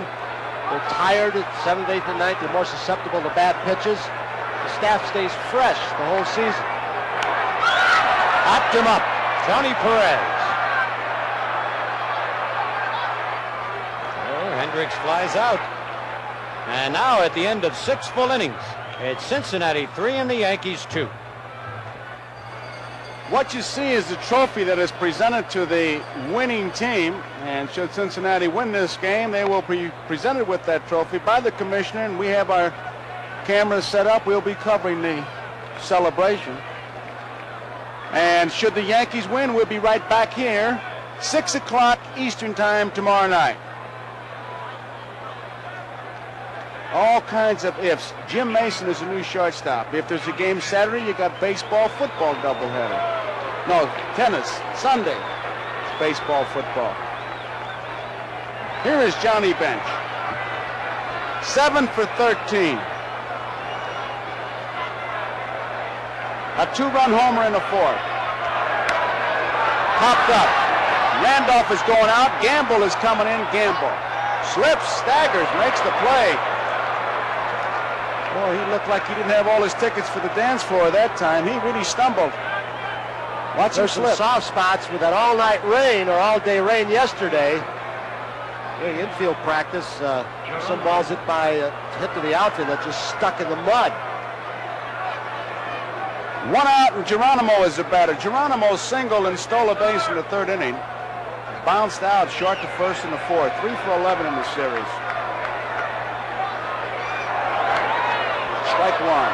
Cincinnati 3, New York 2. We're in the top of the 7th inning. A 2-run homer by Johnny Bench, the big blow.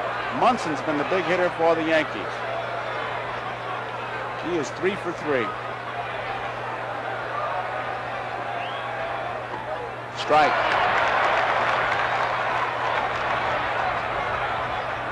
Figueroa, 3 runs, 5 hits, 2 errors. That's a line score. Cincinnati 2-7-0 for the Yankees. Figueroa's done a good job. Caught him looking. Second strikeout. No doubt about it. Geronimo knew it. And that brings up Dave Concepcion. He walked in the 3rd inning and bounced out 3rd to 1st in the 5th.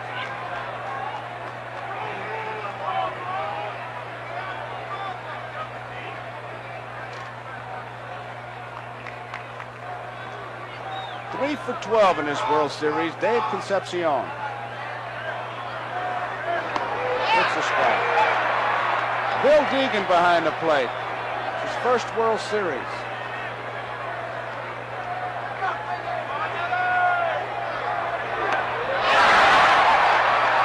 Strikes.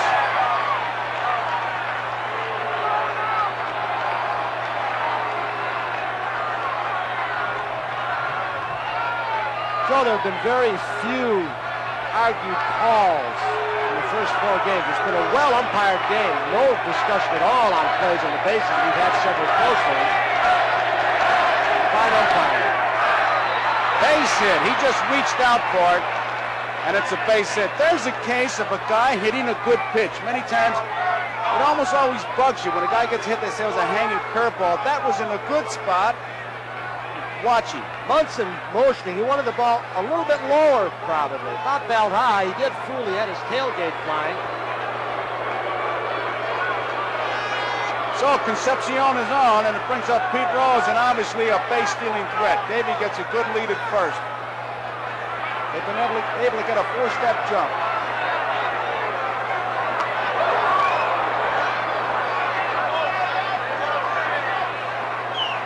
Concepcion's 1 for 1 stolen bases in this series, 21 for 31 during the regular season. He doesn't have the lead that Morgan had down there earlier when he stole. Maybe 2 strides shorter. But he's getting back standing up. And he knows he can go a little bit farther when he makes him dive.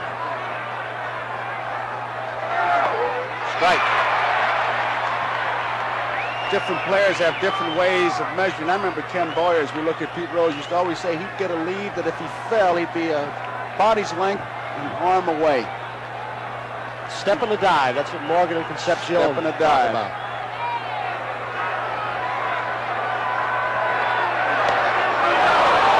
One ball, 1 strike. Pete Rose takes a good look at Scherger. and he's just a little bit busier this time. I'd have to take a look. Here's where I'd gamble a pitch out, Phil. All right. See what happens.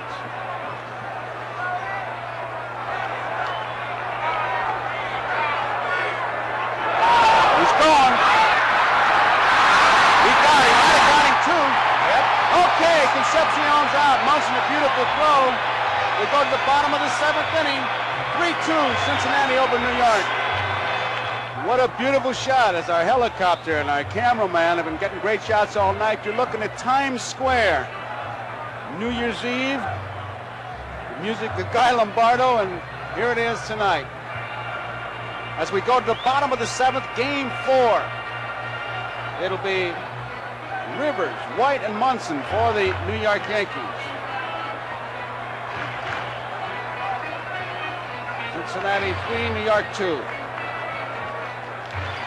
Phil, with Rose playing Rivers so close the entire series, he may take the bunt away from down in that area, but does he ever drag in the direction of the second baseman? Yeah, I don't understand it. The first baseman to feel the ball and beat the pitcher with the Nope, bag. I haven't seen him do it once all year. Well, he ought to learn that. I know he's taking some bunting lessons from you in spring training. Mickey Rivers popped in shortstop in the first, fly to left in the third, single, stole a base and scored in the 5th. Rose comes in. You'd almost want to describe it as a 3-man line. Low. Strike.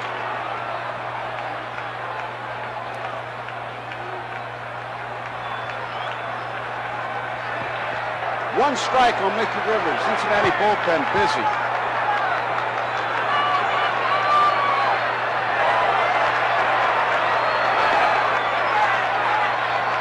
One ball, one strike. Gary Nolan has gone all the way. He's allowed the Yankees 2 runs, 7 hits. Figueroa 3 runs, 6 hits. Popped up behind the plate comes Johnny Bench and reaches into the stands, almost makes the play. He really hit that hard. He about made that play.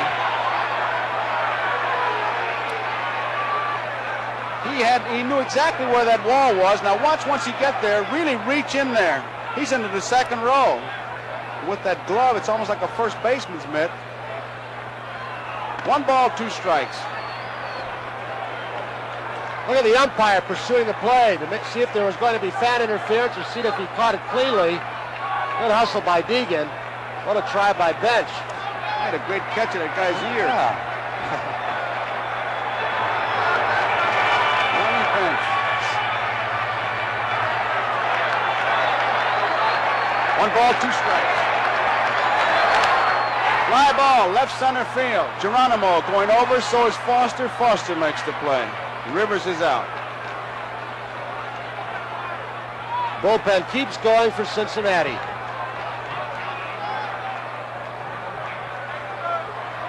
Billingham, number 43, McEnany now, the left-hander, has replaced Pedro Borbon.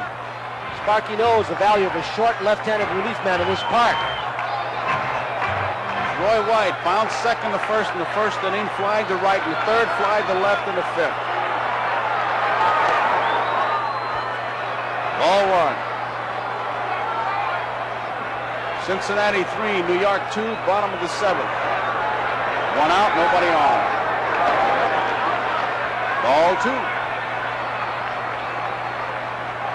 Herman Munson, the on-deck batter. He is 3 for 3. He has scored a run. He has driven in a run.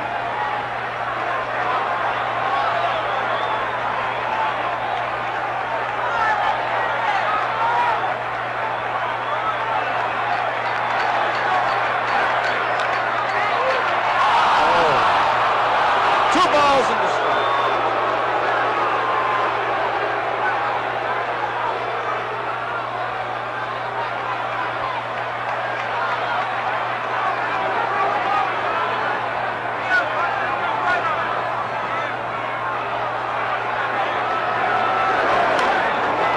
Foul ball. Elston Howard makes the play. 2 balls, 2 strikes, 1 out. Cincinnati 3, New York 2, bottom of the 7th.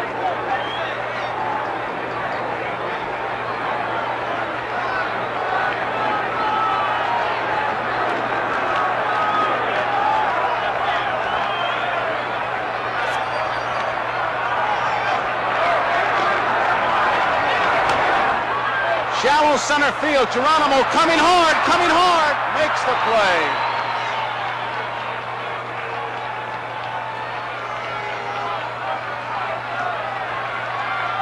Two outs, and here is Thurman Munson. Should get a nice hand from this crowd.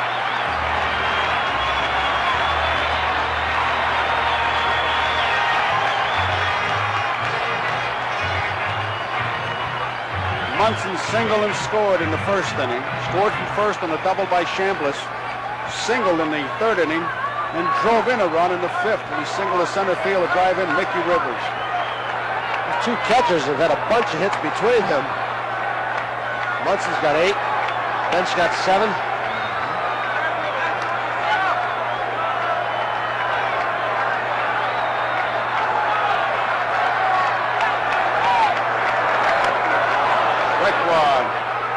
Munson has 5 consecutive hits. The series record is 6. Goose Goslin did it in 1924 for the Washington Senators against Pittsburgh. Did it over 3 games, 1-4-1. Big time at bat for Thurman.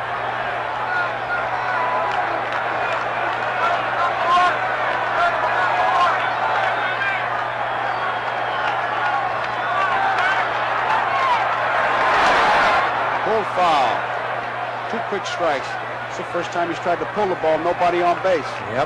Nolan now, excuse me, Phil, he's getting that changeup or breaking ball a little bit more inside part of the plate. If you're wondering why the pitchers are walking around a lot, they're blowing in their hands, and I don't know who started the rule, but you can't do it on the mound, you must do it off the mound. I guess Good Housekeeping did that. I could never understand that rule. What's the difference with the way you do it?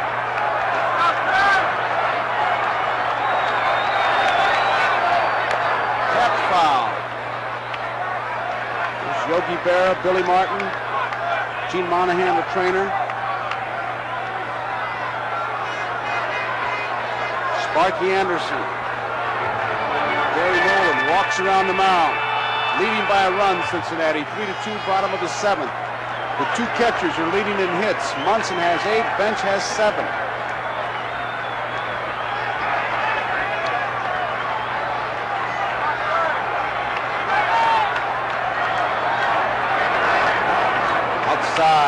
Ball 1. 1 ball, 2 strikes. He's got to be considered one of the best hitters in the American League with 2 strikes on him, Thurman Munson. He does protect the plate.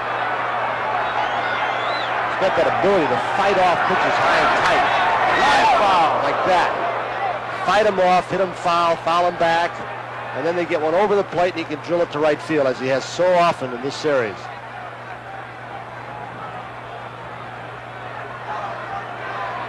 See where Gary Nolan is? That's okay. If he does that on the mound, it's a ball.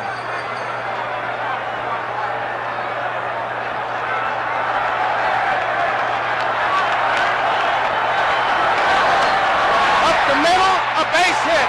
Munson has just tied Goose Goslin. He's got his 4th base hit of the night. And he joins 120 other guys, I guess, with 4 hits in the game. Munson continues his tremendous hitting. That's 6 in a row, right? Sparky's going to go to the left-hander with Chambliss, May, Nettles, and Gamble coming up. He's giving the call to McEnany. Well, he goes with the percentages. Oh, he does. He's a guy that McEnany's been a forgotten man this year. He's pitched poorly. He gave a good relief job earlier. He's coming in again. There you see McEnany. 4 hits in the game, 35 times it's been done. Munson does it tonight, and there's a break in the action here at New York with the score, Cincinnati 3, New York 2. The house that Ruth built, and with Munson tying a record, when you talk about records at Yankee Stadium, you must talk about the Bambino. And there he is, a home run, a familiar scene. Lou Gehrig will be at the plate. And boy, he knows what to do when he hits the home runs. There is Lou Gehrig to greet him. How many times that happened? Will McEnany in relief of Nolan, so no National League pitcher has been able to pitch a World Series complete game since Blast of the Pirates in that final game in '71 against the Orioles. 30 games in a row with no complete game. Munson, who ties Goose Gosling with 6 consecutive hits and joins 35 others in having 4 hits in a World Series game. There you see him. That list Includes really got some great names. Joe Garagiola. Yeah, but some of the good players like Freddie Lindstrom, Max Carey, Mel Ott, Joe Medwick, Hank Greenberg, Ripper Collins, Bill Dickey, Stan Hack, Charlie Keller, Wally Moses, Enos Slaughter, Kurowski, Monty Irvin, Vic Wirtz, Gilliam, Mantle, Wills, Brock, Robinson, Jackson, Staub. Only 2 guys didn't do it were you 2 guys. We were defense.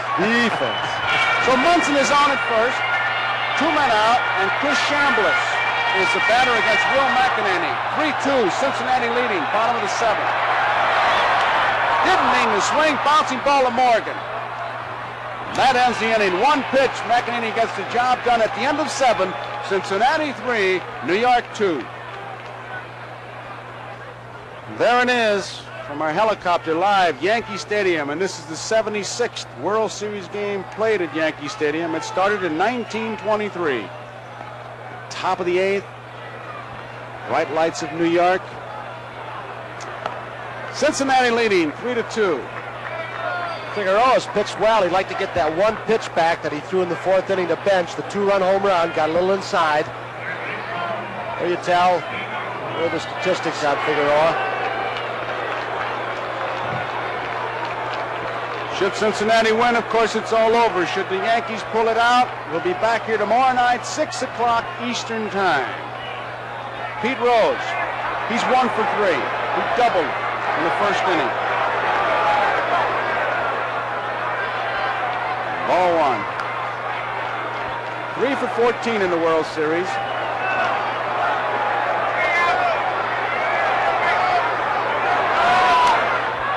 Left center field, Mickey Rivers taking charge.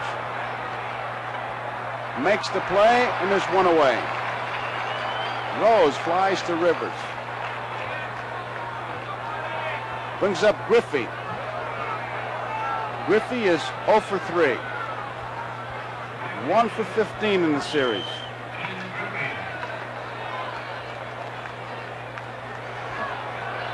Top of the 8th, Cincinnati 3, New York 2. Strike.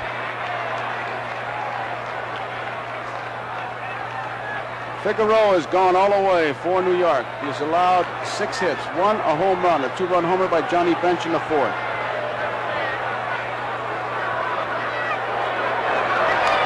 Bunt it. Going to be a tough play for Nettles. They're going to let it roll. It rolls foul. Good play by Greg Nettles. That's known the home field. Sparky Lyle. You wonder with Rivers' speed, they don't tailor those lines in a little bit. Well, he doesn't put that much, as you mentioned, Tony, even down 3rd.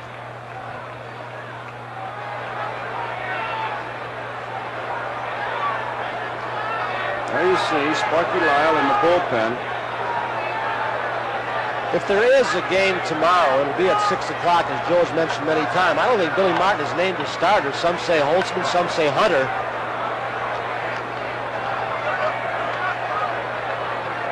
You have to wait and see, I guess, Tom. 2-strike pitch.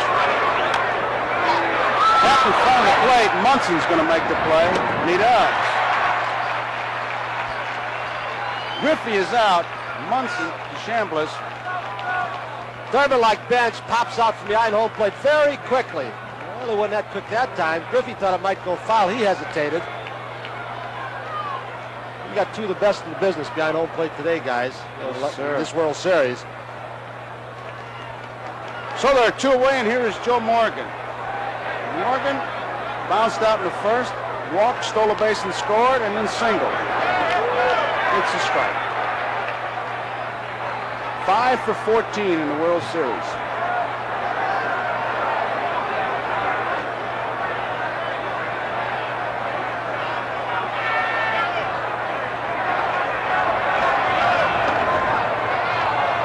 One ball, 1 strike.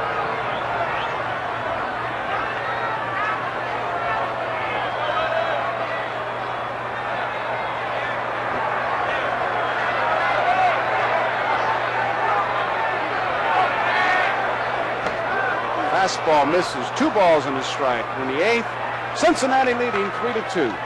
Ed Figueroa. Nolan started for Cincinnati. McEnany has come on. Deep to right center field. Rivers gonna have room. Makes the play. So it's 1-2-3 for Cincinnati in the 8th. We go to the bottom of the 8th. Cincinnati 3, New York 2. Yankee Stadium from above. Cincinnati leading 3-2, bottom of the 8th, and Billy Martin has gone to his bench. Lou Piniella, who is 3 for 8 in this series, will pinch hit for Carlos May.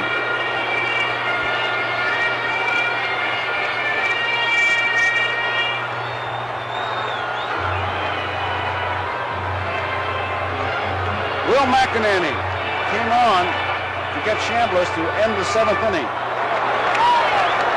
Ball 1.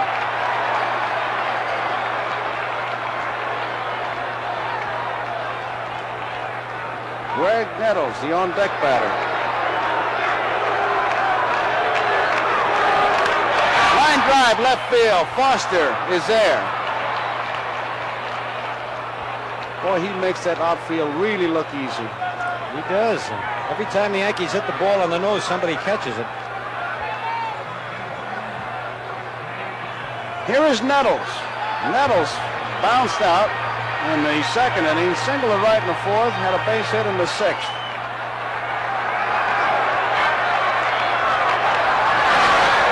Strike.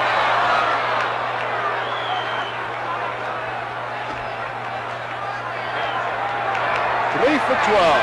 Greg Nettles in the series. Takes it low, 1-1. Cincinnati 3, New York 2. We're in the bottom of the 8th.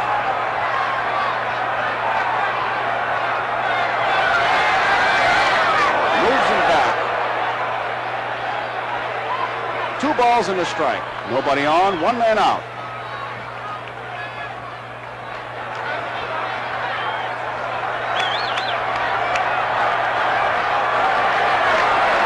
Outside. 3 balls and a strike.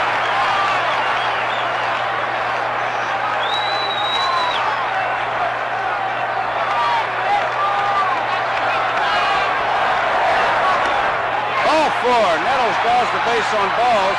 And just as McEnany delivered the pitch, Concepcion moved behind the bag. They had overshifted. McEnany walks Greg Nettles, and it brings up Oscar Gamble. Raleigh Eastwick has begun to throw now for Cincinnati.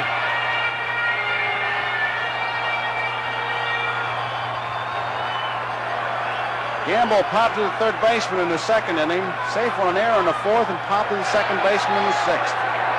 3-2, Cincinnati leading in the bottom of the 8th. Left field, George Foster going back. He's there. 2 outs.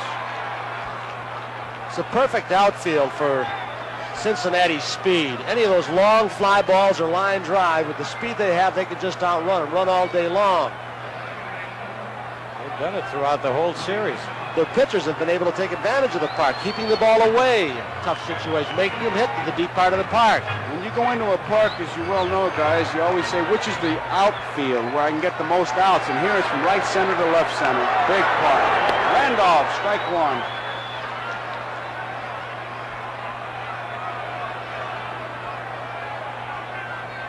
You play them a certain way, and your pitchers have to pitch them, so they hit that way. Cincinnati pitching has been able to do that. Bouncing ball to Concepcion. He's got it to Morgan. The force is on. That ends the inning. So at the end of 8 complete innings, Cincinnati 3, New York 2. The preceding message was furnished by Major League Baseball. It'll be Perez, Dreesen, and Foster in the top of the 9th against Figueroa, who has gone all the way. Cincinnati 3 runs, 6 hits, and 2 errors. The Yankees 2 runs, 8 hits, and no errors. Looking ahead, the bottom of the 9th for New York, it'll be Mason or a pinch hitter, Rivers and White. Perez bounced out. Chambliss unassisted in the 2nd inning, lined to center field in the 4th, bounced out 3rd to 1st in the 6th. 5 for 16 in the World Series. affectionately called Dog, Top Dog.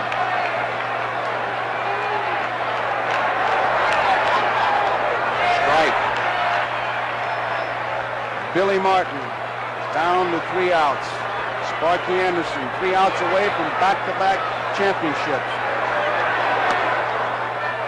1 ball, 1 strike.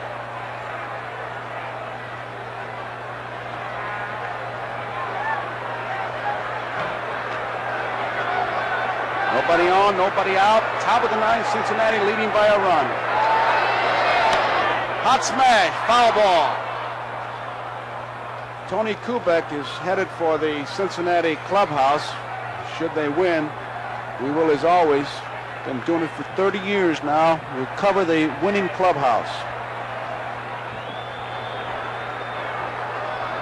1 ball and 2 strikes, Tony Perez.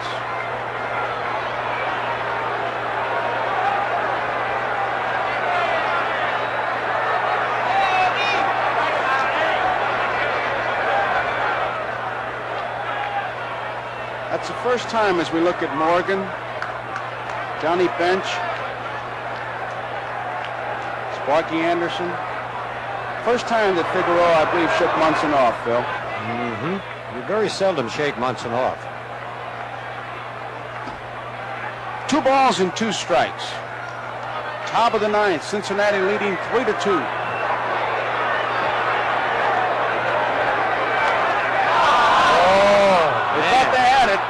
Munson complains about it, as you can see. 3 balls, 2 strikes. Too close to take with 2 strikes. Take a pitch like that, you're usually just fooled. Billy Martin chipping in. You see Gene Michaels on the headset. Rudy Tebbets, Al Kia, Clyde King. Setting the defense with the walkie-talkie as the ball is fouled off. A lot of the Cincinnati players are CB fans. I think Johnny is Sidewinder, Johnny Bench. Mike Lum is Hawaiian Punch. That's the stick, Gene Michael. There you see Michael. Oh, I wish Broderick Crawford would say hello to him. Ball 4. Perez draws the base on balls. That's a 4th walk. Given up by Figueroa.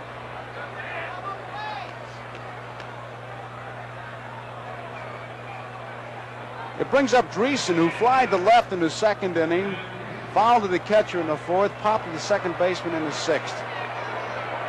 0 for 3.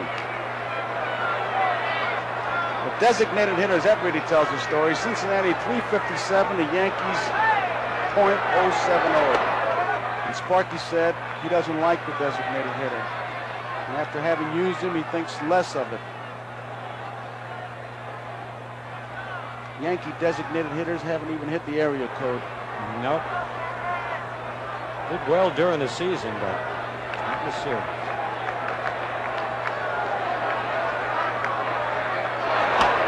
Strike. 1 ball, 1 strike. Nobody out. Perez is at first base. 3-2, Cincinnati leading, top of the 9th. It's Mason or a pinch hitter, Rivers and White for the Yankees in the bottom half of the 9th. 2 balls and a strike. Munson won't throw the ball back. Figueroa has to motion for it. He's John with Bill Deegan. They're going at it pretty good.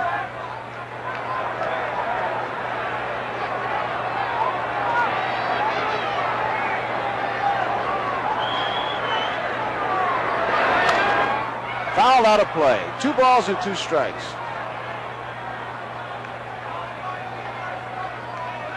Usually you're pretty good if you keep your head out towards center field. Munson right now is shaking his head.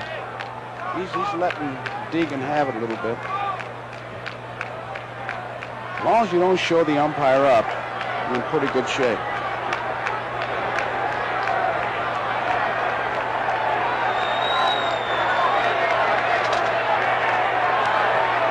2-2 pitch.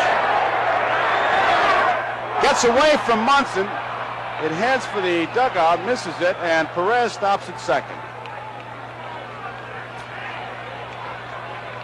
It's a wild pitch charged to Figueroa. Here's the pitch. Looked like a breaking ball. Thurman tried to backhand it, couldn't find it for a minute. Every time you throw the curve that breaks away, it bounces the other way, Joe, doesn't it? Sure does. It's a play you just have to practice in spring training, boy, and you hate it. Lee Wyer's calling time. Bruce Fleming is calling time now at first base. They got some jawing going on.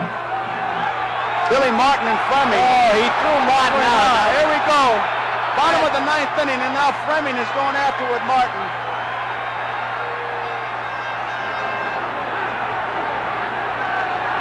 I tell you, I thought in the World Series you had to have a little patience.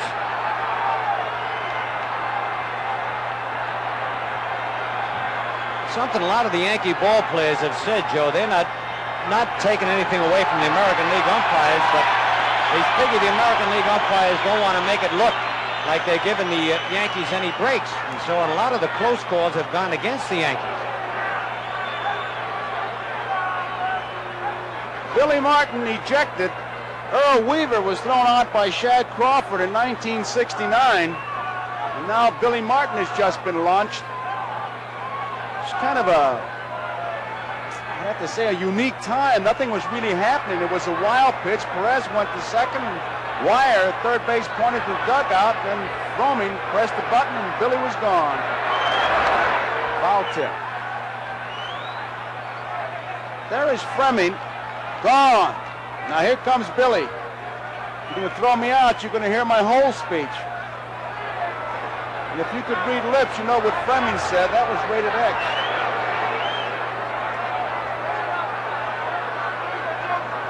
I think Billy was still arguing over that pitch that Deegan called a ball on Perez.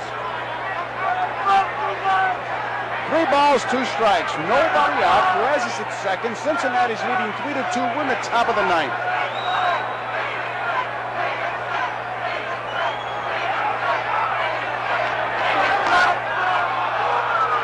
Ball 4. Dreesen draws the walk.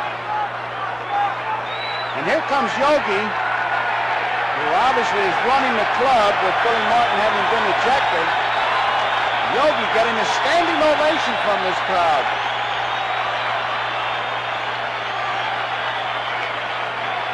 I don't think there's anybody that doesn't love Yogi. Well, if Figueroa get a big hand. That's good. Listen.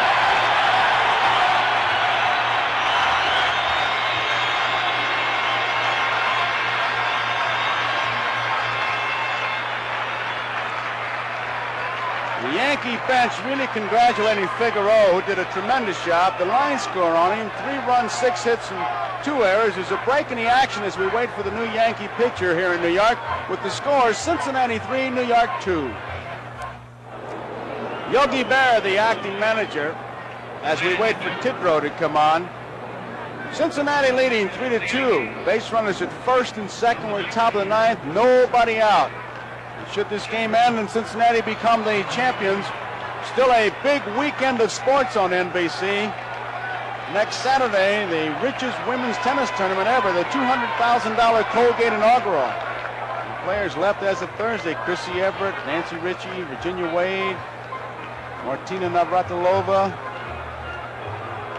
They'll be competing for a top prize of $45,000. Coverage of the singles finals and the Colgate inaugural begins Saturday from Mission Hills Country Club in Palm Springs. Begins at 4 o'clock Eastern Time. And then Sunday,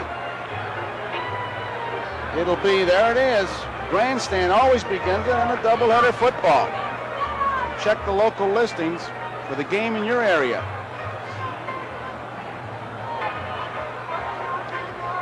Cincinnati versus Houston will be the feature game. And it begins with Grandstand at 12:30. So it's pretty simple.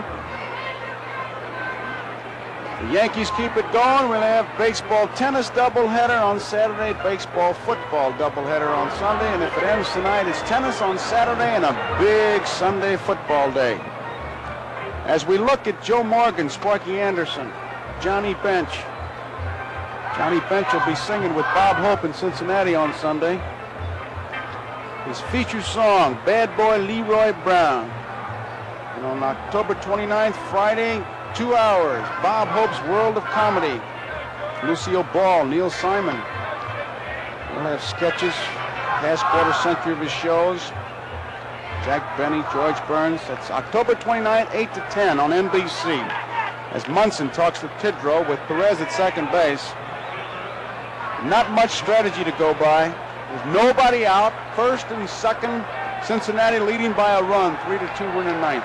Forced a bunt in this situation, Joe? No way. No way. Huh? If he bunts, I think Sparky and I will both be really surprised.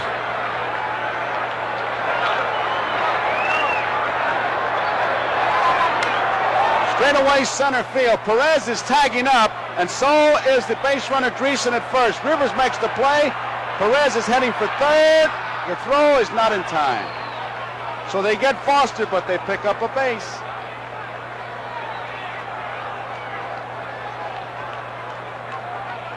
One out. Dreesen remains at first. Johnny Bench is the hitter. Bench popped to the second baseman in the third. Hit a two-run homer in the fourth and flying to right in the seventh. Dick Tidrow. Second series game. He pitched 2 scoreless innings in the first game. His first game.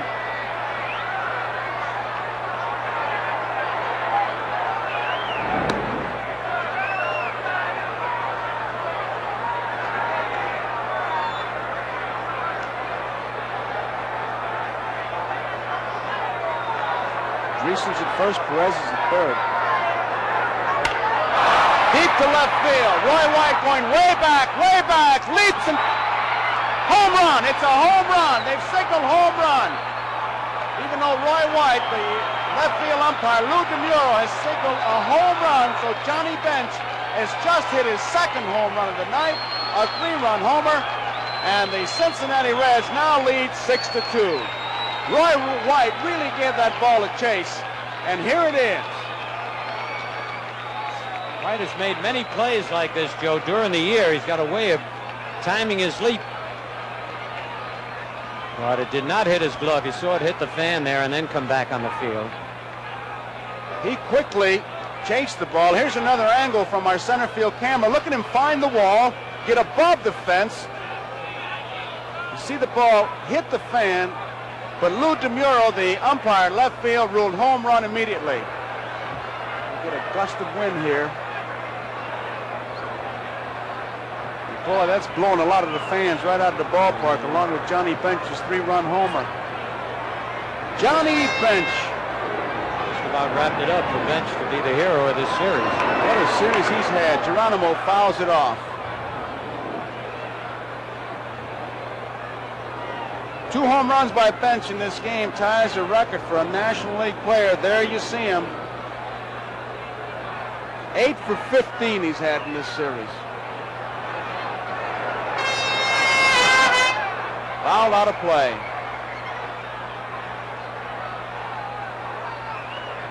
Both catchers have hit well. Johnny Bench really productive. He has driven in 5 of the 6 runs.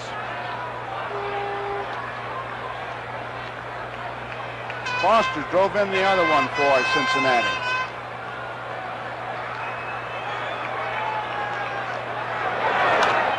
Out of play. Count remains 1 ball, 2 strikes, 1 out. 3 runs are in.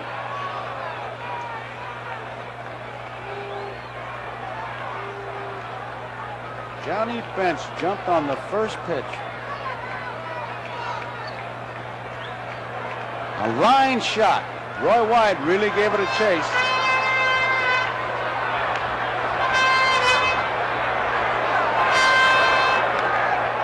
Out of play.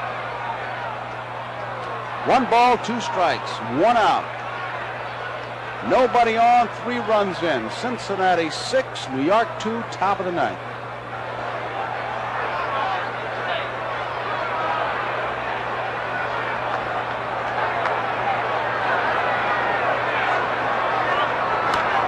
Head smash, base hit, extra bases for Geronimo.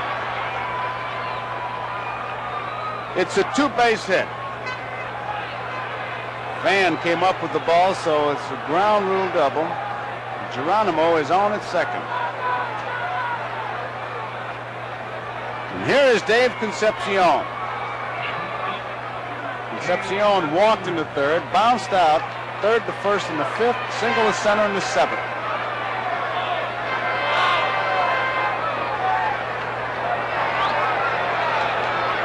He's a long way from that plate. Sidewinding Tidrow has backed him up a bit.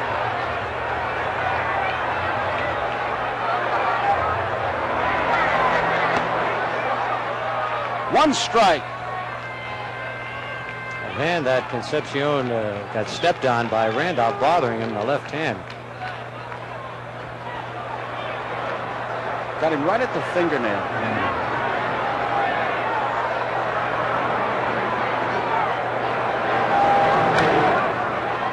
Fair ball. It's extra bases. Geronimo will come to score as the fan grabs that ball, and Geronimo has himself a double. It's a 7-2 ball game, and here comes Yogi once again. So the Cincinnati Reds really putting it on ice here in the top of the ninth. Johnny Bench, a 3-run homer. Concepcion has just driven in another run. And it's 7-2. Tidrow is being replaced. The Yankees jumped out in front in their bottom half of the first when after 2 were out, Sparky Lyle looks like he's going to be the new pitcher. Munson singled. And that was to be the first of 4 hits. Munson single and Chambliss double to left center field. Then the Reds came back with 3 in the fourth. A walk to Morgan. He stole second.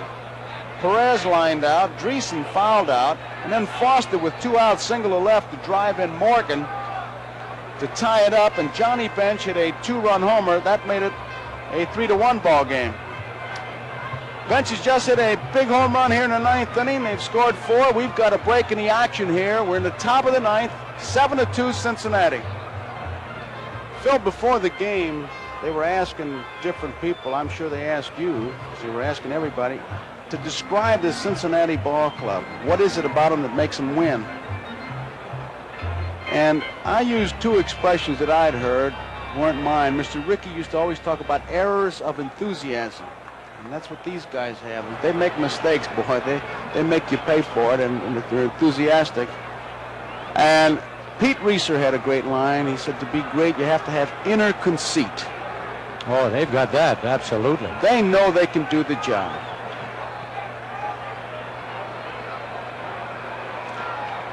Sparky Lyle. Certainly our thanks to National League Blake Cullen, the Public Relations Director. Dick Wagner, Vice President of Cincinnati, Jim Ferguson, the Publicity Director, Roger Rule, Promotion Director. For the Yankees, Cedric Tallis, the Vice President, and Marty Appel, Publicity, and Barry Landers, Promotion Director, for all the help they've given us. Bob Fisher of the American League. As Pete Rose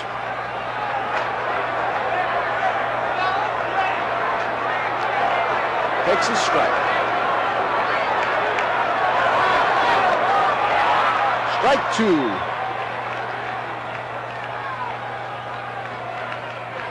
2 strikes, 1 out.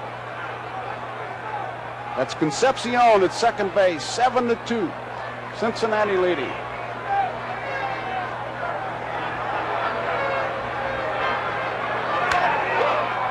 Right at Randolph, he's got it. Flips to Chambliss. Rose is out. Concepcion moves to third. Thanks to Commissioner Bowie Kuhn, Johnny Johnson, Joe Reichler, Bob Weir, Director of Information, Dave Meister, Director of Radio and TV. Many people involved in a World Series, but right now it's Cincinnati and the Yankees. Cincinnati, bouncing ball. Griffey, out. Chambliss unassisted. That ends the 9th inning. We go to the bottom of the 9th. Cincinnati 7, New York 2.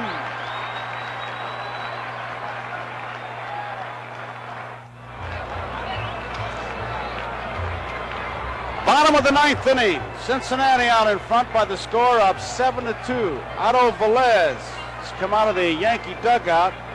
He'll be the pinch hitter against Will McEnany. Velez is batting for Mason.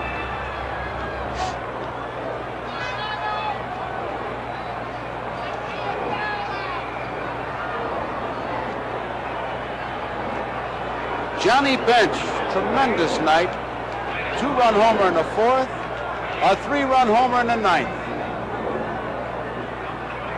There he is, a franchise. Otto Velez.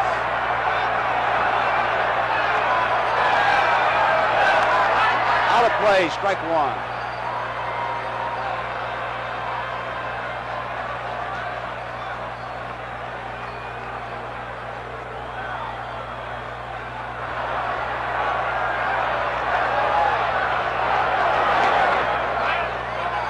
One ball, one strike. Gary Nolan started. Will McEnany came on in the 7th inning. Foul back. 1 ball, 2 strikes. Cincinnati 7, New York 2. Bottom of the ninth, game 4.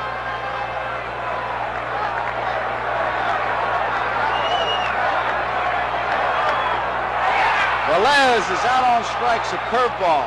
McEnany gets his first strikeout. 1 out, and it brings up Mickey Rivers.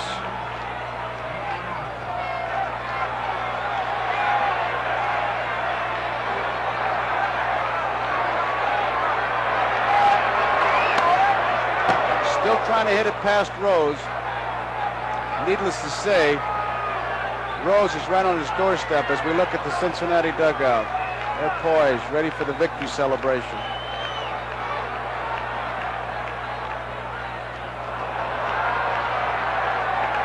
One strike to count.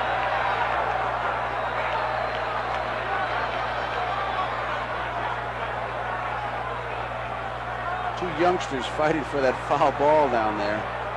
That's why time is being called. Ah, they got him back in the stands. Right to Pete Rose. He got him. The 1 ball he hit hard, and Pete Rose was there. Nicky Rivers finally lines one at Rose, and what do you think, Phil? He caught it. Right there. 2 outs, and the Yankees are down to their last out. Roy White. If Roy White should get on, it'll give Munson a chance to be the first player ever to get 5 hits in the game. He's already gotten 4.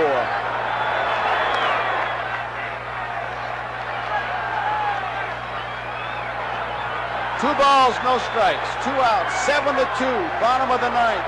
Cincinnati leading. This could be it, left field. George Foster, Geronimo Foster makes the catch. That's it. The Cincinnati Reds win the World Series in 4 straight. It was a sweep. The final score, Cincinnati 7, the New York Yankees 2. And the Cincinnati Reds win their 4th World Championship. They won in 1919, 1940, 1975, and 1976, becoming the first National League team to win in consecutive years since the New York Giants did it 1921 and 1922. And the Reds' 7-game sweep in postseason play, and the first team to do that, and there they are, led by Pete Rose, Pat Zachary. It's the first 4-0 series since 1966 when Baltimore did it over Los Angeles. Bob Bailey, Cincinnati Reds have just won it. There goes the commissioner. The winner is Nolan. It's his first series victory. 7 starts, and the American League edge is now 43-30 in World Series play as the Cincinnati Reds defeat the New York Yankees 7-2. Phil, what do you think? Well, I'm very disappointed, Joe. I know I was rooting for the Yankees, but it was unbelievable what this club did. They made a couple of mistakes tonight. Like you said, they make a mistake, but they got a string on it. They take it back. It's a tough ball club, this Big Red Machine. And now you see Johnny Bench, who was voted the most valuable player in this World Series. Bench, who was two-time National League most valuable player, was the most valuable player in this series, and certainly deservedly so, with a tip of the hat to Thurman Munson, his counterpart on the Yankees. Munson had himself 4 big base hits, but Bench had 2 big home runs, a 2-run homer in the 4th, and he had that big blast in the 9th, which really nailed it for the Cincinnati Reds.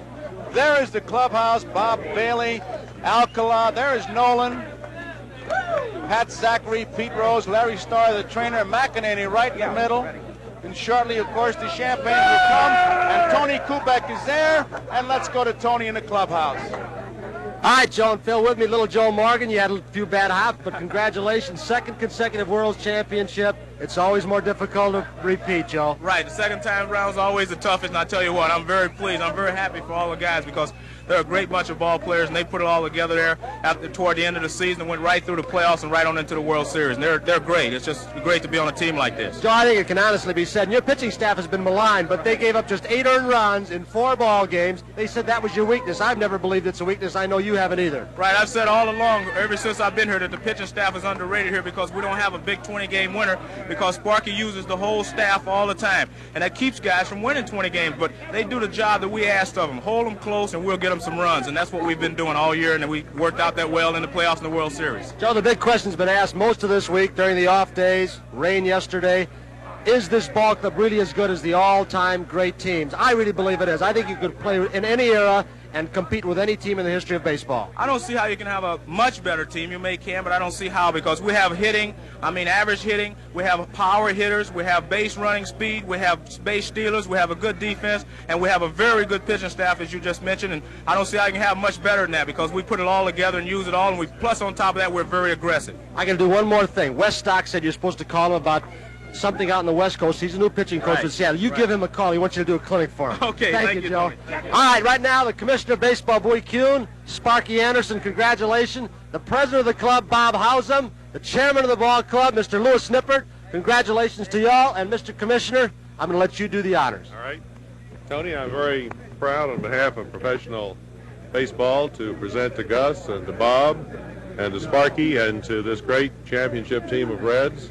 The first team to win 2 consecutive World Championships in the National League since 1921-22. A truly great team, beautiful trophy, emblematic of this team and what you've achieved. Congratulations to you all on behalf of everybody in baseball. Let the boss speak. There you go. All right, let me get over here. This is the Chairman of the Board of the Cincinnati Reds, Mr. Louis Nippert. Congratulations, sir. Thank you. Well, it's a great satisfaction to say the least, and we're very happy for the team to put up the show they did, and the team here in New York gave us a good go of it. Mr. Nippert, I see your wife give you a little peck. You've got all lipstick over your face. Congratulations. Bob Hausum, the president of the ball club.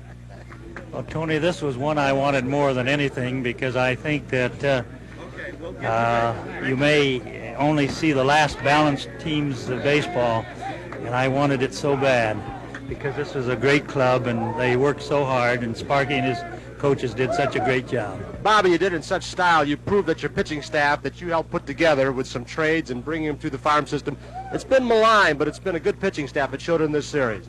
They did a fine job. I think everybody did a great job for us, all 25. They helped us win, and it takes 25, Tony, as you know, when you played. And it's more difficult to repeat. Commissioner Sparky Anderson, I want to get a word from Sparky. Congratulations, Spark. Tony, thank you. But the proudest I think I am of this club is they showed that you can have class and pride and still be world champions. You don't have to be madmen and the different kind. This club here is the greatest club that's come down the pike for one reason. They got more class than any other baseball team has ever had. There's one guy shows the way, and that's you, Sparky. Thank you so much. Commissioner, any final words? Johnny Bench with 2 big home runs.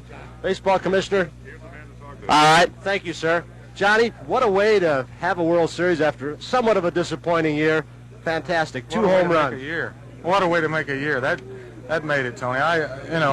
Mom and Dad out there, and I know they're excited as I am. I think in all my years, this is probably the biggest thrill I've had. All right, John. We're going to have you take a look and tell us about the home run that you hit, the second home run. Well, I thought he was going to throw me a fastball running in on me. I was where the play, and it looked like it was a slider. I really stayed with it. I wanted to hit the ball in the air somewhere and try to get that run in because I really didn't feel safe with a 1-run lead at that point. Johnny Rivers didn't get on base to try and challenge your arm. Every time somebody did, you gunned them out. The Yankee ball club struggled along, but your pitching staff, to me, is the thing that was so important, I know, to you guys in this ball club. Well, they didn't get the credit. I knew they could do the job. I really wanted to play them down as much as I could because sometimes when you don't give a guy enough credit, you really don't look for that much. And these guys, Gary Nolan, you know, what a story, and Gullett, you know, it's just, you can go down the line, Tony, but this is just one great effort. I've never really enjoyed anything as much as I have tonight. John, I don't know if you've heard this or not. Our producer, Roy Hammond, just gave me the word. You were named most valuable player of the 1976 World Series. Congratulations. Thank you very much. What a thrill. It makes up for it, everybody, and I'm just so excited because this ball club deserved it. John, congratulations, and thank you. Come on, let's come on and Pete. Peter. Hey, congratulations. You repeated. You proved you can play with anybody and maybe any team in the history of baseball. It's a great ball club, a great bunch of guys. Got to give credit to Bench tonight. He swung the bat in the whole series and hit 2 home runs tonight. But I think got to give a little extra credit to our pitchers. We give up 8 runs in the 4 games, and everybody knocked our pitching staff coming in this series. And they had a 2-point earned run average for the 4 games. So it was strictly a team effort, and we're very happy. Pete, you've been noted as an offensive ball player. You've never gotten the credit that you should for playing defense when you're at second base, left field, now third base. But you took the bat psychologically right out of the hands of Mickey Rivers. That was quite a performance. I really didn't think he could hit the ball to left. He's never shown me he could hit the ball. Even watching him in batting practice, he could hit the ball hard to left field down the line. And the last time up, he hit a rope right to me. But you know, I had him thinking anyway about the bunt. And you can't give Mickey Rivers a bunt base hit because he gets on and just steals second, steals third, and that was our psychology behind that. Sparky told me just shake hands with him if I had to be in there. But it's great to win, Tony. You was on several winners, and it's tough to win 2 in a row. And here we are, and we're just very happy. Better club than last year? Oh, this is the best club in 14 years I've been associated with at Cincinnati, and I think it was strictly a team effort this year. Mike Lum helped us, Bob Bailey, Dreesen. Our bench has been great. Armbrister, Plummer, Flynn, the whole crew. They just did a whole great job. Congratulations. Thank you. Let's go back upstairs quickly. Thanks. Okay, Tony. Phil, I know we were watching it, the two of us, and we had to comment that it was kind of different than most celebrations. Johnny Bench, with the quiet pride that he had, almost choked up with emotion because it's been a tough thing for Johnny Bench with the injuries, and this was a genuine big thrill for him. Bob Howsam, almost with sadness in his voice, said something that you just wonder if it was something in the future that he was thinking about. He said, this may be the last balanced team. Is he thinking about the free agents that may be on the market? You just wonder about that. But at any rate, the Cincinnati Reds are a good, tough ball club. They swept the Yankees, and I guess the statistics really prove it. Reds hit for 313, the Yankees for 222, 22 runs, 8 for the Yankees. Phil, your ball club was a good ball club. Joe, they don't have to hang their head in shame. No, I think they had a great year. I think they got a taste of it now, and I think next year they'll come out and want to get back in and hopefully face the Cincinnati Reds again. They did not play the tight ball. Tonight they got a lot of breaks, more than they got in the first 3 games, but just weren't able to take advantage of it.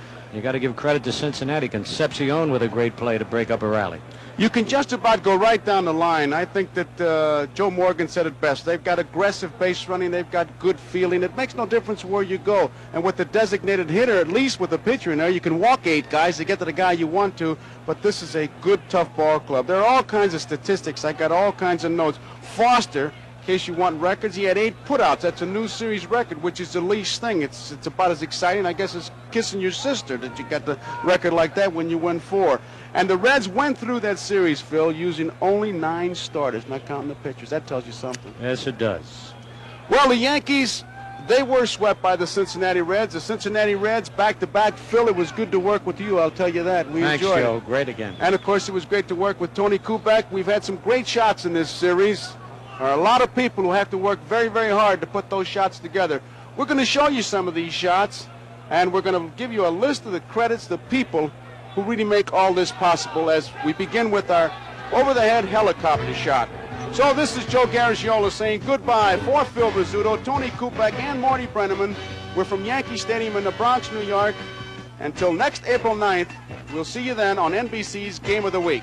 Game 4 of the 1976 World Series has been brought to you by your Chrysler Plymouth dealers, who invite you to buy or lease the 1977 Volare, the small car with the accent on comfort. And by Gillette, makers of new Right Guard deodorant stick for all-day odor protection. Don't get dressed without it. And by the Miller Brewing Company, brewers of Miller High Life. If you've got the time, we've got the beer.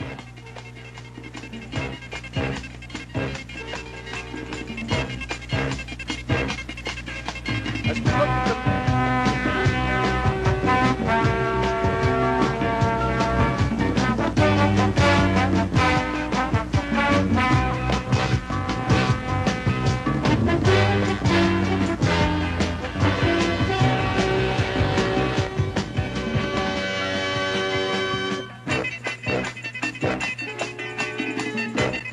players left as of Thursday: Chrissy Everett, Nancy Rishu, Virginia Wade. That's on Saturday.